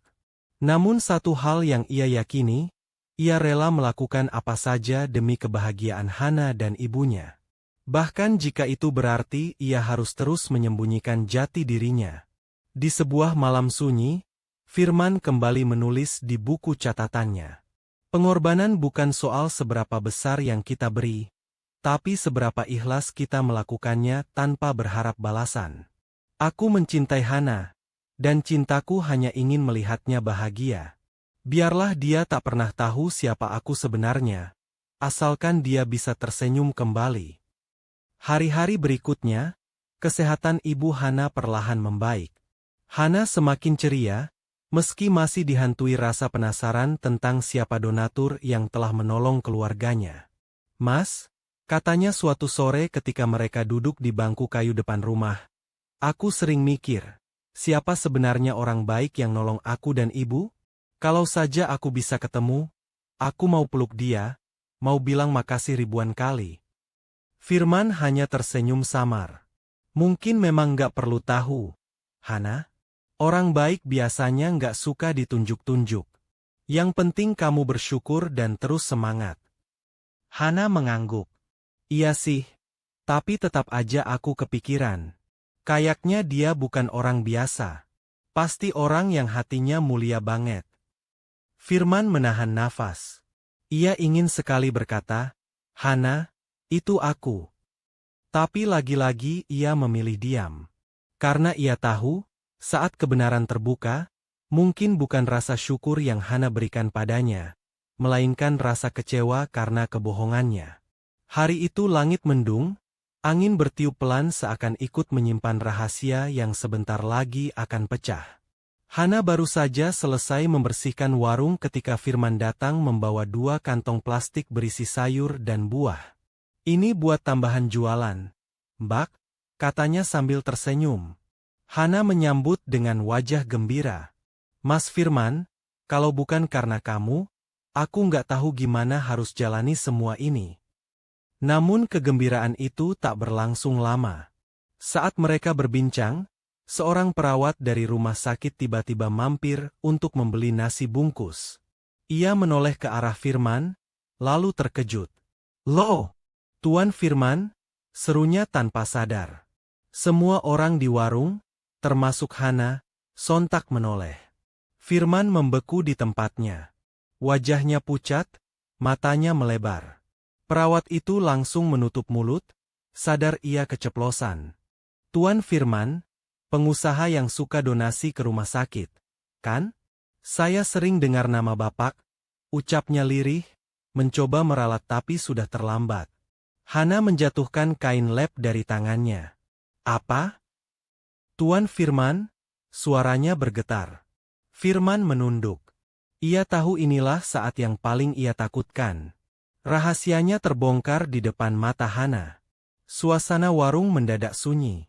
Pembeli yang ada menatap keheranan. Hana menahan nafas, dadanya naik turun tak beraturan. "Mas, maksudnya apa ini?" tanyanya dengan suara hampir tak terdengar. Firman mencoba bicara, tapi lidahnya keluh. Hana, maaf. Aku bisa jelasin." "Jelasin?" Hana menatapnya dengan air mata yang mulai jatuh. "Jadi selama ini, kamu bukan pemulung? Kamu miliarder yang nyamar? Kamu bohongin aku." Firman maju selangkah, berusaha mendekat. "Aku nggak bermaksud bohong. Aku pengen tahu rasanya hidup dari bawah. Aku pengen ketemu orang-orang tulus. Dan waktu aku ketemu kamu, aku..." "Cukup," potong Hana, suaranya pecah. "Aku pikir kamu tulus. Aku pikir kita sama-sama berjuang dari bawah. Ternyata semua cuma sandiwara." Firman merasakan hatinya remuk. "Hana, tolong percaya. Semua yang kulakukan, semua perasaan ini, nyata. Aku jatuh cinta sama kamu bukan karena aku kasihan, tapi karena aku benar-benar cinta." Hana menggeleng keras, air matanya mengalir deras. "Kalau benar cinta, kenapa kamu sembunyiin siapa kamu sebenarnya? Kamu kira aku bakal bangga dicintai seorang miliarder? Atau kamu kira aku bakal merasa beruntung? Tidak, Mas. Yang aku rasain sekarang cuma dikhianati." Firman terdiam. Ia ingin berteriak, ingin menjelaskan, tapi Hana sudah lebih dulu berlari ke dalam rumah sambil menangis. Malam itu, Hana terkunci di kamar. Ia menangis sejadi-jadinya, memeluk bantal hingga basah oleh air mata. Ibunya yang baru pulih mengetuk pintu, berusaha menenangkan. "Hana, nak, jangan begitu. Siapapun Mas Firman sebenarnya, aku yakin dia orang baik. Bukankah dia yang selalu ada untukmu?" "Tapi, Bu," Hana terisak. "Dia bohong. Dari awal dia bohong. Gimana aku bisa percaya lagi?" Sang ibu menghela napas panjang. "Nak, orang kadang punya alasan. Cobalah dengarkan dulu sebelum menilai. Mungkin dia punya niat baik yang kamu belum mengerti." Namun hati Hana sudah terlanjur hancur. Rasa cinta yang baru saja tumbuh kini bercampur dengan luka yang dalam. Di sisi lain, Firman kembali ke kamar kosnya dengan langkah gontai. Ia duduk di lantai, menatap kosong ke arah dinding. "Semua sudah hancur," gumamnya lirih. "Yang paling aku takutkan terjadi. Hana membenciku." Ia menulis lagi di buku kecilnya, tangannya bergetar. "Hari ini, rahasia itu terbuka. Aku berharap Hana bisa mengerti, tapi yang ada hanya air mata dan kemarahan. Mungkin aku salah. Mungkin aku terlalu egois ingin merasakan hidup dari bawah tanpa memikirkan luka yang akan kubuat. Jika ini akhir, biarlah aku yang menanggung sakitnya." Keesokan harinya, Firman tetap datang ke warung. Ia berdiri di depan pintu, menunggu Hana keluar. Namun Hana tak juga muncul. Hanya ibunya yang menyapa. "Mas Firman," kata sang ibu lembut, "maafkan Hana. Dia masih kaget. Hatinya rapuh, maklum sejak kecil hidupnya penuh kekurangan. Tapi aku percaya, cepat atau lambat dia akan mengerti." Firman menunduk, air matanya jatuh. "Saya rela, Bu. Kalau memang harus menunggu, saya akan menunggu. Saya hanya ingin Hana tahu, cinta saya tulus, bukan karena harta." Hari-hari berikutnya, Hana memilih menghindar. Setiap kali Firman datang, ia mencari alasan untuk tak bertemu. Ia sibuk di dapur, atau pura-pura keluar membeli sesuatu. Hatinya masih penuh luka. Namun meski menghindar, setiap kali ia sendirian, bayangan Firman selalu muncul. Senyumnya, sikapnya yang tulus, saat-saat ia menemaninya dalam hujan, saat ia membantu merawat ibunya. Semua kenangan itu menusuk hati. "Aku benci dia," batinnya, "tapi kenapa aku masih merindukan dia?" Sementara itu, Firman mulai menjauh. Ia sadar, Hana butuh waktu. Tapi setiap langkah menjauh terasa seperti menyayat hatinya. Dunia gemerlap yang dulu ia miliki kini tak berarti apa-apa tanpa Hana. Langit sore tampak muram. Awan kelabu menggantung berat di atas kampung, seakan ikut merasakan getirnya hati dua insan yang terbelah oleh rahasia. Hana duduk di teras rumah, wajahnya muram, pandangan kosong menembus jalanan sempit. Sejak rahasia Firman terbongkar, hidupnya seperti kehilangan warna. Ia tidak bisa memungkiri, bagian terbesar dari dirinya masih merindukan lelaki itu. Tapi luka karena kebohongan membuatnya menutup diri. Baginya, cinta tanpa kejujuran hanyalah ilusi. Firman, di sisi lain, berjalan gontai menuju rumah Hana. Sudah beberapa hari ia mencoba berbicara, tapi Hana selalu menolak. Kali ini ia berniat memberikan kesempatan terakhir untuk menjelaskan, atau mungkin untuk benar-benar berpisah. Sesampainya di depan rumah, Firman melihat Hana sedang duduk termenung. Dengan langkah hati-hati, ia mendekat. "Hana," panggilnya pelan. Hana menoleh sekilas, lalu buru-buru memalingkan wajah. "Untuk apa Mas datang lagi? Bukankah semua sudah jelas? Mas sudah bohongin aku dari awal." Firman menarik napas panjang. "Aku memang salah, Hana. Aku salah karena nggak jujur dari awal. Tapi percayalah, semua yang aku lakukan selama ini, bukan kebohongan. Perasaan aku ke kamu nyata." "Nyata?" Hana menatapnya tajam. "Nyata itu apa, Mas?" "Nyata itu jujur. Nyata itu nggak menyamar jadi orang lain. Nyata itu nggak bikin aku merasa jadi orang bodoh." Firman terdiam, dadanya sesak. Ia mencoba mendekat, tapi Hana bangkit berdiri, mundur selangkah. "Aku nggak sanggup, Mas," ucap Hana, air matanya mulai jatuh. "Setiap kali aku ingat semua yang kita lalui, aku cuma bisa mikir. Ternyata aku jatuh cinta sama kebohongan." Firman merasakan dunia runtuh. Ia ingin berteriak, ingin meyakinkan, tapi ia tahu luka Hana terlalu dalam. "Aku pergi, Hana," katanya lirih. "Kalau itu yang bisa bikin kamu bahagia, aku rela. Tapi satu hal yang harus kamu tahu, aku nggak pernah main-main sama perasaan aku. Aku cinta kamu, Hana. Apapun yang terjadi, itu nggak akan berubah." Hana menutup wajah dengan kedua tangannya, tangisnya pecah. Ia tidak sanggup menjawab. Firman menatapnya untuk terakhir kalinya, lalu melangkah pergi dengan mata berkaca-kaca. Malam itu, Hana menangis di kamar. Tangannya meremas bantal, suaranya bergetar. "Kenapa, Tuhan? Kenapa aku harus jatuh cinta pada orang yang penuh rahasia? Kenapa aku harus merasakan kehilangan begini?" Ibunya masuk pelan, duduk di sampingnya. "Nak, jangan terlalu keras sama dirimu sendiri. Aku tahu kamu sakit hati, tapi aku juga tahu Mas Firman itu tulus. Apa kamu nggak lihat semua yang dia lakukan? Bahkan operasi ibu ini pun ada karena dia. Hana terperanjat, menoleh ke arah ibunya. Bu, maksudnya? Sang ibu tersenyum samar. Aku bukan orang bodoh, Nak. Dari cara dia khawatir, dari caranya melihatmu, aku tahu, dialah yang jadi donatur itu. Dia hanya nggak mau bilang. Air mata Hana semakin deras. Kalau benar dia yang nolong, kenapa dia harus sembunyi-sembunyi? Karena dia nggak mau kamu merasa rendah diri. Dia nggak mau kamu pikir cintanya hanya karena kasihan. Kata-kata ibunya membuat hati Hana bergetar. Ia sadar, di balik semua kebohongan, ada pengorbanan besar yang Firman lakukan. Namun luka di hatinya masih terlalu segar untuk sembuh seketika. Firman, setelah meninggalkan Hana, kembali ke rumah mewahnya. Pintu besar terbuka, deretan mobil mewah terparkir rapi, pelayan menyambut dengan hormat.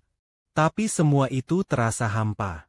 Ia masuk ke ruang kerja, menatap foto-foto besar dirinya di majalah bisnis yang terpajang di dinding. Semua prestasi, semua kekayaan, kini tidak berarti apa-apa tanpa Hana. Kenapa rasanya kehilangan dia lebih menyakitkan daripada kehilangan semua ini? Gumamnya. Malam itu, Firman menulis lagi di buku kecilnya. Hari ini aku benar-benar kehilangan.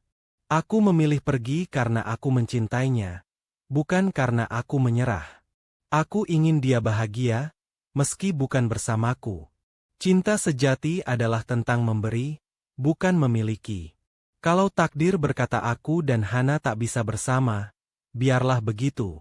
Yang penting, dia tersenyum kembali. Hari-hari berikutnya berjalan muram bagi keduanya. Hana berusaha menjalani hidup seperti biasa, mengurus warung, merawat ibunya, tapi bayangan Firman selalu menghantui. Senyumnya, kebaikannya, bahkan caranya menatap dengan tulus.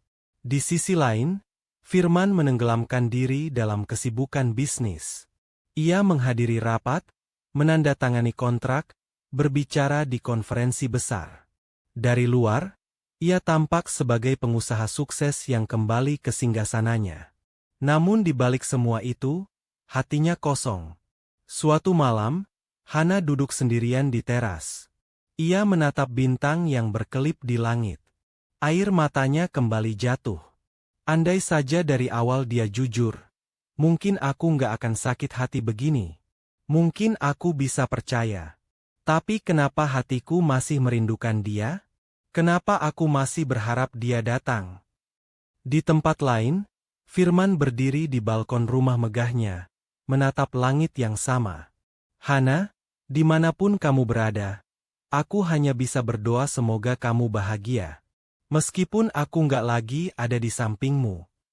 Dua hati yang sama-sama merindu, namun terpisahkan oleh luka. Malam itu udara kampung terasa dingin, meski hujan sudah reda sejak sore. Hana duduk sendirian di kamar kecilnya. Lampu redup menerangi wajahnya yang pucat. Sejak kepergian Firman beberapa hari lalu, hatinya seperti kehilangan arah. Ia merasa marah, kecewa, sekaligus rindu. Di sudut kamar, ibunya sudah tertidur setelah minum obat. Hana merapatkan selimut untuk sang ibu, lalu kembali duduk di tepi ranjang. Pandangannya kosong menatap dinding bambu yang rapuh. Ingatan tentang Firman datang silih berganti. Senyumnya, caranya mendengarkan dengan sabar, bahkan tatapan matanya yang selalu hangat. Air mata Hana jatuh begitu saja. Kenapa aku harus merindukan dia, sementara aku sendiri yang mengusirnya? Bisiknya lirih. Sementara itu, jauh di pusat kota, Firman sedang duduk di ruang kerjanya. Gedung pencakar langit yang biasanya menjadi simbol kejayaannya kini terasa dingin. Di atas meja, tumpukan dokumen kontrak, laporan keuangan, dan undangan acara penting berserakan. Tapi tak ada satupun yang sanggup ia sentuh. Firman menatap kosong keluar jendela, lampu kota berkelap-kelip bagai bintang. Namun hatinya gelap. Ia mengingat kembali saat terakhir kali menatap Hana, wajahnya penuh air mata, penuh luka. Aku benar-benar bodoh, gumamnya. Aku terlalu takut jujur. Aku takut kehilangan, tapi justru akhirnya aku kehilangannya dengan cara paling menyakitkan. Ia menunduk, menutup wajah dengan kedua tangannya. Selama ini, ia merasa bisa mengendalikan apapun, bisnis, harta, bahkan masa depan. Tapi ternyata ia tak bisa mengendalikan cinta. Hari-hari berikutnya menjadi mimpi buruk bagi Hana. Ia mencoba menghibur diri dengan bekerja lebih keras di warung kecilnya. Namun setiap kali ia melihat pelanggan membeli nasi bungkus, ingatannya kembali pada pertemuan pertama dengan Firman. Sebungkus nasi, hal sederhana yang justru mengikat hati mereka. Kenapa semua harus berubah? Bisik Hana saat menyiapkan nasi untuk seorang pembeli. Beberapa orang di kampung mulai memperbincangkan Hana. Ada yang bilang ia beruntung bisa dekat dengan seorang pengusaha kaya. Ada juga yang mencibir, menuduh Hana hanya mengejar harta. Ucapan-ucapan itu menusuk hatinya. Hana ingin berteriak bahwa ia mencintai Firman apa adanya, bahkan saat ia hanya mengenalnya sebagai pemulung. Tapi kini semua sudah terlambat. Firman pun tak kalah tersiksa. Dalam setiap rapat besar, pikirannya selalu melayang pada Hana. Saat para direktur memaparkan strategi bisnis, ia malah mengingat tawa sederhana Hana. Saat investor memuji keberaniannya, ia hanya merasa hampa. Ia mulai menolak banyak undangan pesta. Wanita-wanita cantik dari kalangan sosialita mencoba mendekatinya, tapi Firman selalu menolak halus. Baginya, tak ada yang bisa menggantikan Hana. Salah satu sahabat dekat Firman, Arman, mencoba menasihatinya. Fir, kamu ini punya segalanya. Jangan terpuruk gara-gara satu wanita. Dunia nggak berhenti hanya karena Hana. Firman tersenyum pahit. Men, kamu nggak ngerti. Semua yang aku punya nggak ada artinya tanpa dia. Dia satu-satunya alasan aku merasa hidup. Arman terdiam, menatap sahabatnya dengan iba. Malam berikutnya, Hana kembali duduk di teras rumah. Angin malam berhembus lembut, tapi hatinya terasa berat. Ia mengingat kembali kata-kata ibunya, bahwa operasi yang menyelamatkan nyawanya tak lepas dari campur tangan Firman. Kalau benar dia yang membiayai, berarti semua pengorbanannya tulus. Gumam Hana. Namun bayangan kebohongan masih menghantui. Ia bingung antara percaya atau kembali menutup hati. Air mata kembali jatuh. Kenapa aku nggak bisa benci dia sepenuhnya? Kenapa rasa cinta ini justru makin kuat setelah dia pergi? Firman di tempat lain menulis lagi di buku kecilnya, buku yang selalu ia gunakan untuk menumpahkan isi hati. Hana, aku merindukanmu setiap detik. Aku menyesal karena tidak jujur sejak awal. Aku tahu kamu terluka, dan mungkin kamu tidak akan pernah memaafkanku. Tapi cintaku padamu tidak pernah berkurang. Aku ingin kembali, tapi aku takut hanya akan menambah luka. Jadi biarlah aku menanggung semua penyesalan ini sendiri. Tangannya gemetar menuliskan kalimat itu. Dadanya terasa sesak. Ia menutup buku itu dan bersandar di kursi, matanya menatap kosong ke langit-langit. Hari-hari berubah menjadi minggu. Hana mulai merasakan kesepian yang menyesakkan. Ia mencoba meyakinkan dirinya bahwa ia lebih baik tanpa Firman. Namun setiap kali melihat langit senja, setiap kali melewati tempat mereka biasa berbincang, hatinya kembali remuk. Ibunya suatu malam kembali menasihatinya. Hana, jangan biarkan luka membuatmu menolak kebahagiaan. Hidup ini terlalu singkat untuk dihabiskan dalam kebencian. Kalau memang hatimu masih untuk Mas Firman, jangan gengsi. Kejujuran itu penting, iya. Tapi cinta pun butuh kesempatan untuk memperbaiki. Hana terdiam. Kata-kata ibunya menusuk dalam. Di sisi lain, Firman justru semakin terpuruk. Ia mencoba mencari tahu kabar Hana lewat orang-orang kampung, tapi ia menjaga jarak agar tidak terlihat. Setiap kali mendengar Hana baik-baik saja, ia merasa lega sekaligus hancur.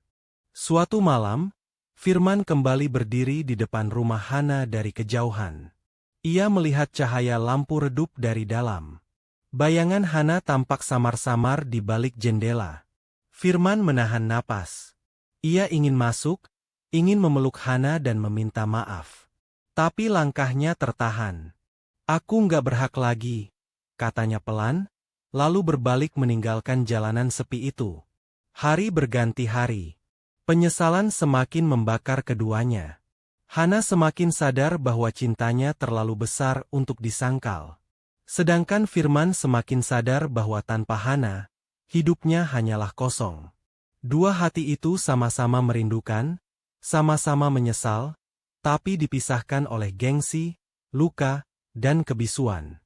Senja mulai merayap perlahan. Langit berwarna jingga keemasan, burung-burung kecil kembali ke sarang, dan udara kampung dipenuhi suara anak-anak yang berlarian pulang. Di tengah hiruk-pikuk sederhana itu, Hana berdiri di depan warung kecilnya dengan wajah murung. Ia menatap jauh ke arah jalanan, seolah berharap seseorang muncul di ujung sana. Sejak kepergian Firman, hari-harinya dipenuhi rasa rindu dan penyesalan. Ia tak bisa melupakan kebaikan dan ketulusan lelaki itu, meski luka karena kebohongan masih membekas.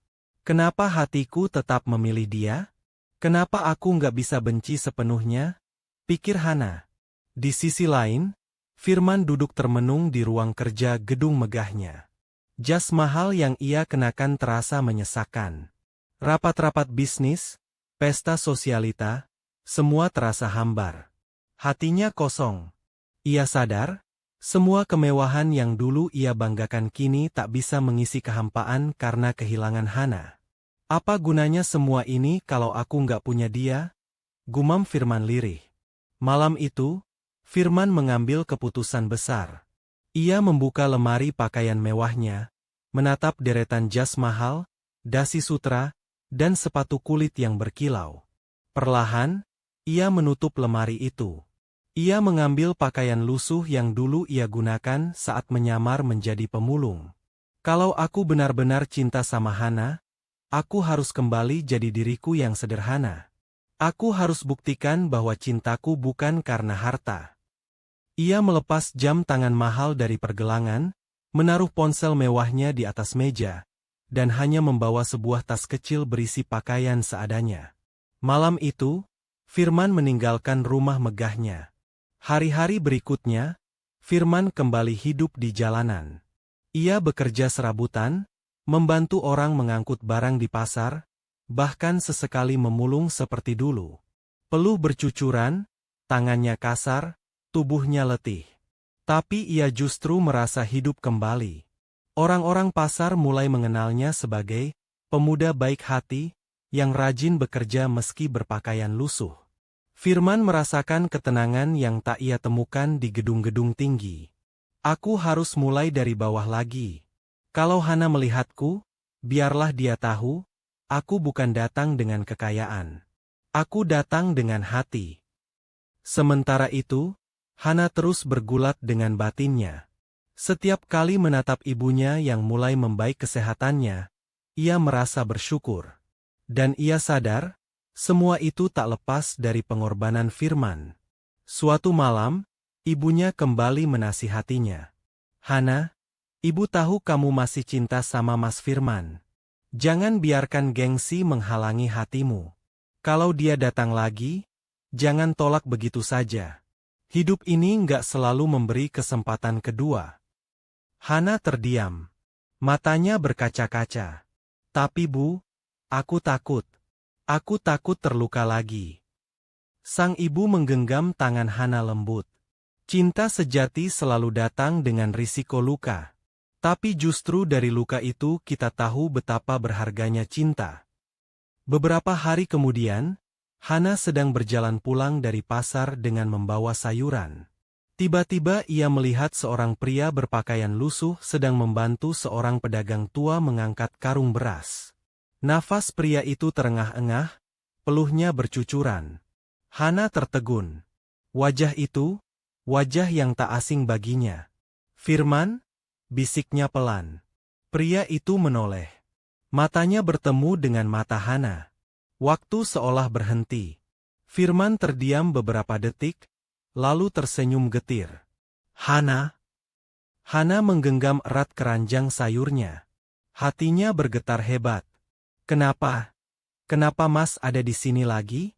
Bukankah Mas sudah pergi ke dunia Mas yang sebenarnya?" Firman mendekat dengan langkah pelan. "Aku sadar, Hana. Dunia yang sebenarnya buat aku, bukan gedung tinggi atau harta berlimpah. Dunia yang sebenarnya adalah bersamamu."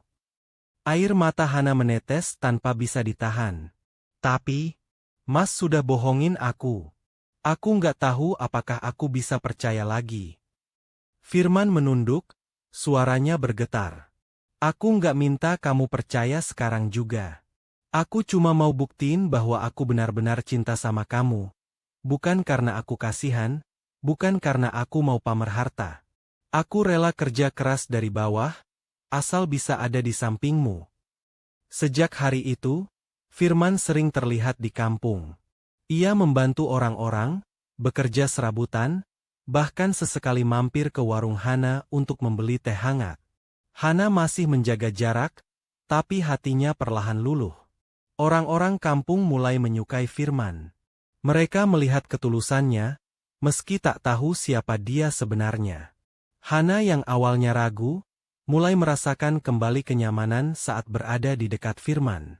Suatu sore, Hana melihat Firman duduk di bawah pohon besar. Wajahnya letih tapi matanya berbinar saat melihat anak-anak kecil bermain. Hana mendekat, duduk di sampingnya. "Mas nggak capek kerja terus?" tanya Hana pelan. Firman tersenyum. "Capek, tapi hati aku tenang. Aku lebih bahagia begini daripada duduk di kursi empuk tapi hatiku kosong." Hana terdiam, menatapnya dalam-dalam. Saat itu, ia sadar, cinta Firman bukan sekadar kata-kata. Cinta itu terbukti lewat pengorbanan. Namun, hati Hana masih menyimpan keraguan. Ia takut terlalu cepat percaya lalu terluka lagi. Firman pun tidak mendesaknya.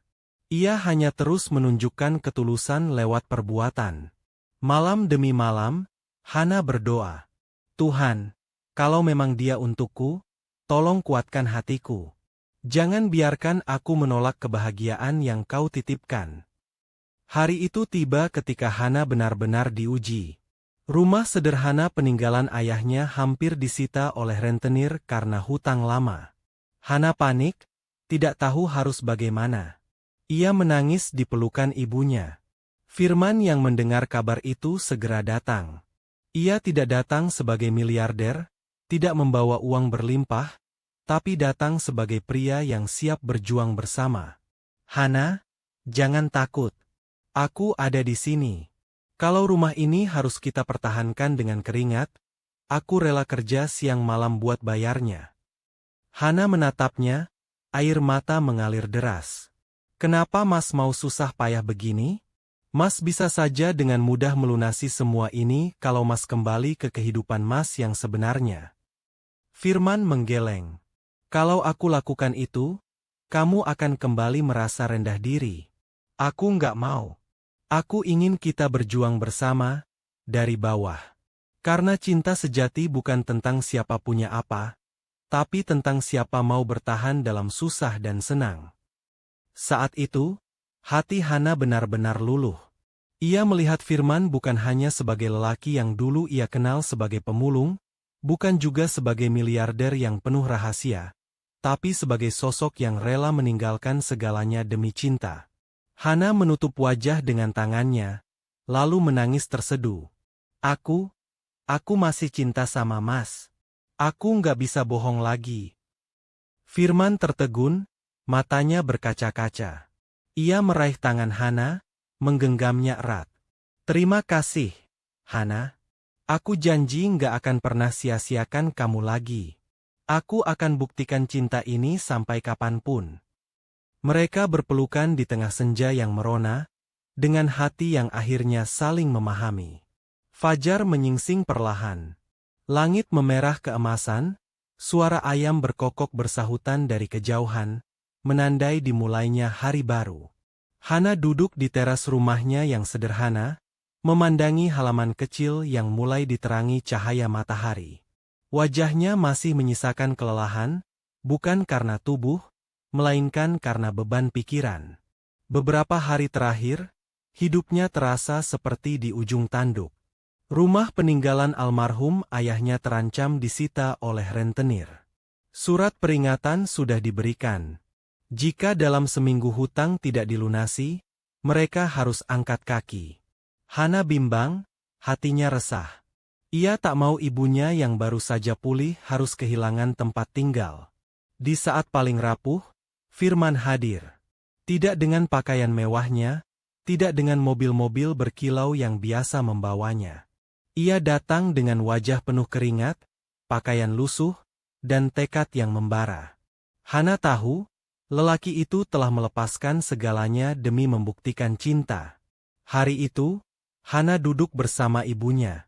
Tangannya menggenggam surat ancaman dari rentenir. Air matanya jatuh. "Bu, apa kita harus kehilangan rumah ini? Aku nggak sanggup bayangin." Sang ibu menatapnya dengan mata teduh. "Nak, rumah bisa dicari. Tapi keluarga dan cinta itu yang paling penting. Kalau Mas Firman benar-benar cinta sama kamu, dia akan cari jalan. Jangan takut." Hana menunduk, hatinya bergetar. Ia tahu ibunya benar. Dan dalam lubuk hati, ia percaya Firman tak akan membiarkan mereka kehilangan segalanya. Sementara itu, Firman mengumpulkan tenaga. Ia bekerja siang malam, membantu pedagang di pasar, menjadi kuli bangunan, bahkan ikut mengangkut hasil panen petani. Peluh bercucuran, punggungnya pegal, tapi ia tidak peduli. Baginya, setiap tetes keringat adalah bukti cintanya pada Hana. Orang-orang kampung mulai kagum. Anak muda itu hebat. Meski miskin, dia kerja keras, nggak malu banting tulang. Tak ada yang tahu siapa sebenarnya Firman. Malam hari, Firman duduk sendirian di bawah lampu jalan, menghitung uang hasil jerih payahnya. Jumlahnya masih jauh dari cukup untuk melunasi hutang Hana. Ia menggenggam uang itu erat-erat, matanya berkaca-kaca. "Ya Tuhan, beri aku kekuatan. Aku nggak minta kaya lagi. Aku cuma minta cukup untuk lindungi dia."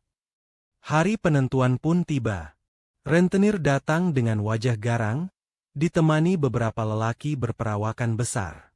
Mereka berdiri di depan rumah Hana, menuntut pelunasan. Hana dan ibunya ketakutan. "Mana uangnya? Kalau nggak ada, rumah ini jadi milik kami," bentak si rentenir. Hana memeluk ibunya erat. Air matanya jatuh, tubuhnya gemetar. "Tolong, kasih kami waktu sedikit lagi." Rentenir tertawa sinis. "Waktu? Hutangmu sudah menumpuk bertahun-tahun. Hari ini rumah ini jadi milik kami." Tiba-tiba, sebuah suara lantang terdengar dari kejauhan. "Tidak, rumah ini tidak akan kalian ambil." Semua menoleh. Firman berdiri dengan wajah penuh peluh, napas terengah, tapi matanya tegas. Ia melangkah maju, membawa sebuah karung lusuh yang berisi uang hasil kerja kerasnya. "Aku tahu uang ini belum cukup untuk melunasi semua hutang. Tapi ini hasil jerih payahku, dan aku janji akan melunasi sisanya dengan keringatku. Jangan usir mereka. Berikan aku waktu." Rentenir menyipitkan mata, lalu tertawa mengejek. "Kamu siapa? Pemuda miskin macam kamu mau menantang aku?" Firman berdiri tegak. "Aku bukan siapa-siapa. Aku hanya seorang pria yang mencintai Hana dan keluarganya. Aku rela bekerja siang malam, asal mereka tidak kehilangan rumah ini." Hana menatapnya dengan mata berkaca-kaca. Air matanya jatuh deras. Dalam hatinya, ia berbisik, "Mas, kenapa kamu begitu teguh? Kenapa kamu mau berkorban sejauh ini?" Situasi makin tegang. Warga kampung mulai berdatangan, menonton dari kejauhan. Beberapa mulai berbisik, ada yang kagum, ada yang khawatir. Rentenir mendengus. Baiklah. Aku beri kalian waktu sebulan. Tapi kalau dalam sebulan hutang tidak lunas, bukan hanya rumah ini yang aku ambil, tapi juga harga dirimu. Hana gemetar. Ia hendak menolak, tapi Firman menepuk tangannya, memberi isyarat agar tenang. Dalam sebulan, aku akan lunasi. Itu janji seorang lelaki. Rentenir pergi dengan tawa mengejek, meninggalkan suasana tegang. Malam itu, Hana menghampiri Firman yang duduk lelah di teras. Tubuhnya penuh peluh, tangannya kasar, wajahnya letih. Hana berlutut di depannya, air matanya menetes jatuh ke lantai. Kenapa, Mas? Kenapa kamu rela susah payah seperti ini? Kamu bisa saja pakai kekayaanmu untuk melunasi semua hutang.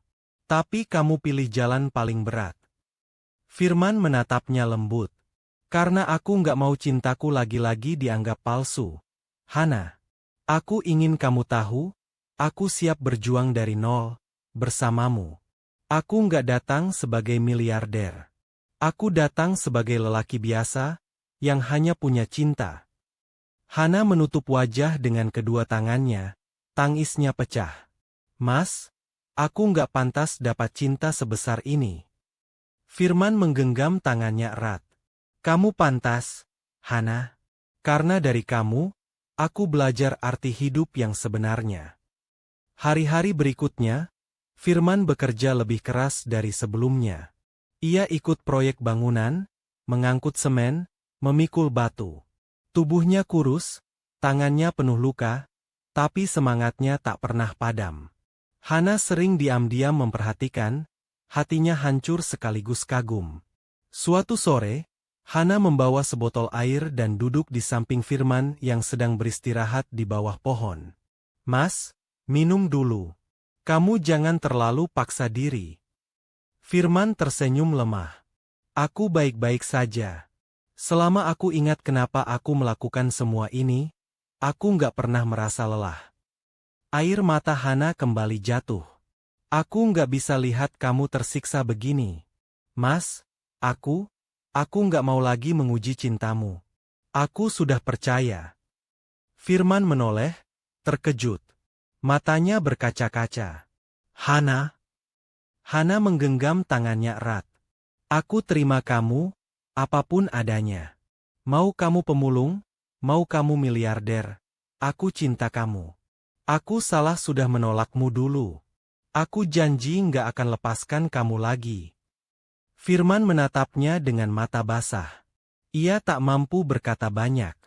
Ia hanya memeluk Hana erat, seakan tak mau kehilangan lagi. Hari itu menjadi titik balik. Firman tidak lagi berjuang sendirian. Hana mendampinginya, mendukung setiap langkahnya. Mereka bersama-sama melawan kesulitan, saling menguatkan. Sebulan kemudian, berkat kerja keras Firman ditambah bantuan kecil dari warga kampung yang ikut bersimpati, hutang Hana berhasil dilunasi. Rentenir terpaksa mundur dengan wajah masam. Rumah itu akhirnya aman. Hana dan ibunya menangis bahagia, sementara Firman tersenyum lega. Di depan warga kampung, Firman berdiri sambil menggenggam tangan Hana. Aku mungkin bukan orang kaya raya lagi di mata kalian. Tapi aku punya satu hal yang lebih berharga dari harta, cinta yang tulus. Aku berjanji akan menjaga Hana seumur hidupku. Warga bersorak, mendukung keputusan itu. Hana tersenyum bahagia, air matanya jatuh lagi. Senja itu, di bawah langit jingga, Hana dan Firman berpelukan erat. Tidak ada lagi rahasia, tidak ada lagi keraguan. Mereka berjanji membangun kehidupan sederhana, penuh kerja keras, tapi bahagia bersama. Firman berbisik lembut di telinga Hana. Akhirnya aku menemukan rumahku, bukan di gedung megah, tapi di hatimu. Hana tersenyum dengan air mata yang masih mengalir. Dan aku menemukan kebahagiaan sejati, bukan pada harta, tapi pada cintamu. Sahabat semua, Dari perjalanan panjang Firman dan Hana kita belajar bahwa kehidupan tidak selalu tentang harta, pangkat, atau status sosial. Kekayaan bisa hilang dalam sekejap, namun ketulusan hati dan cinta yang murni akan selalu abadi. Tidak ada cinta sejati tanpa pengorbanan, dan tidak ada kebahagiaan sejati tanpa keikhlasan. Hidup seringkali penuh ujian, tetapi jangan pernah putus asa. Justru dalam kesulitan, kita menemukan siapa yang benar-benar peduli dan siapa yang mau tinggal bersama kita tanpa pamrih. Jadilah pribadi yang mau berbagi meski dalam kekurangan, karena kebaikan sekecil apapun bisa menjadi benih cinta yang tumbuh besar di hati orang lain. Ingatlah, kebahagiaan sejati tidak diukur dari banyaknya harta yang kita miliki, melainkan dari seberapa tulus kita mencintai, mengasihi, dan berterima kasih atas apa yang kita punya hari ini. Terima kasih telah mengikuti kisah ini dari awal hingga akhir. Semoga cerita Firman dan Hana memberi inspirasi, menyalakan semangat, serta mengingatkan kita semua bahwa cinta sejati masih ada dan bisa kita temukan dalam kesederhanaan. Dari hati yang tulus, saya ucapkan salam hangat untuk Anda semua. Tetaplah mencintai dengan ikhlas, berbuat baik dengan sepenuh hati, dan percaya bahwa setiap kebaikan yang kita tanam akan kembali kepada kita dengan cara yang indah. Sampai jumpa di kisah inspiratif berikutnya.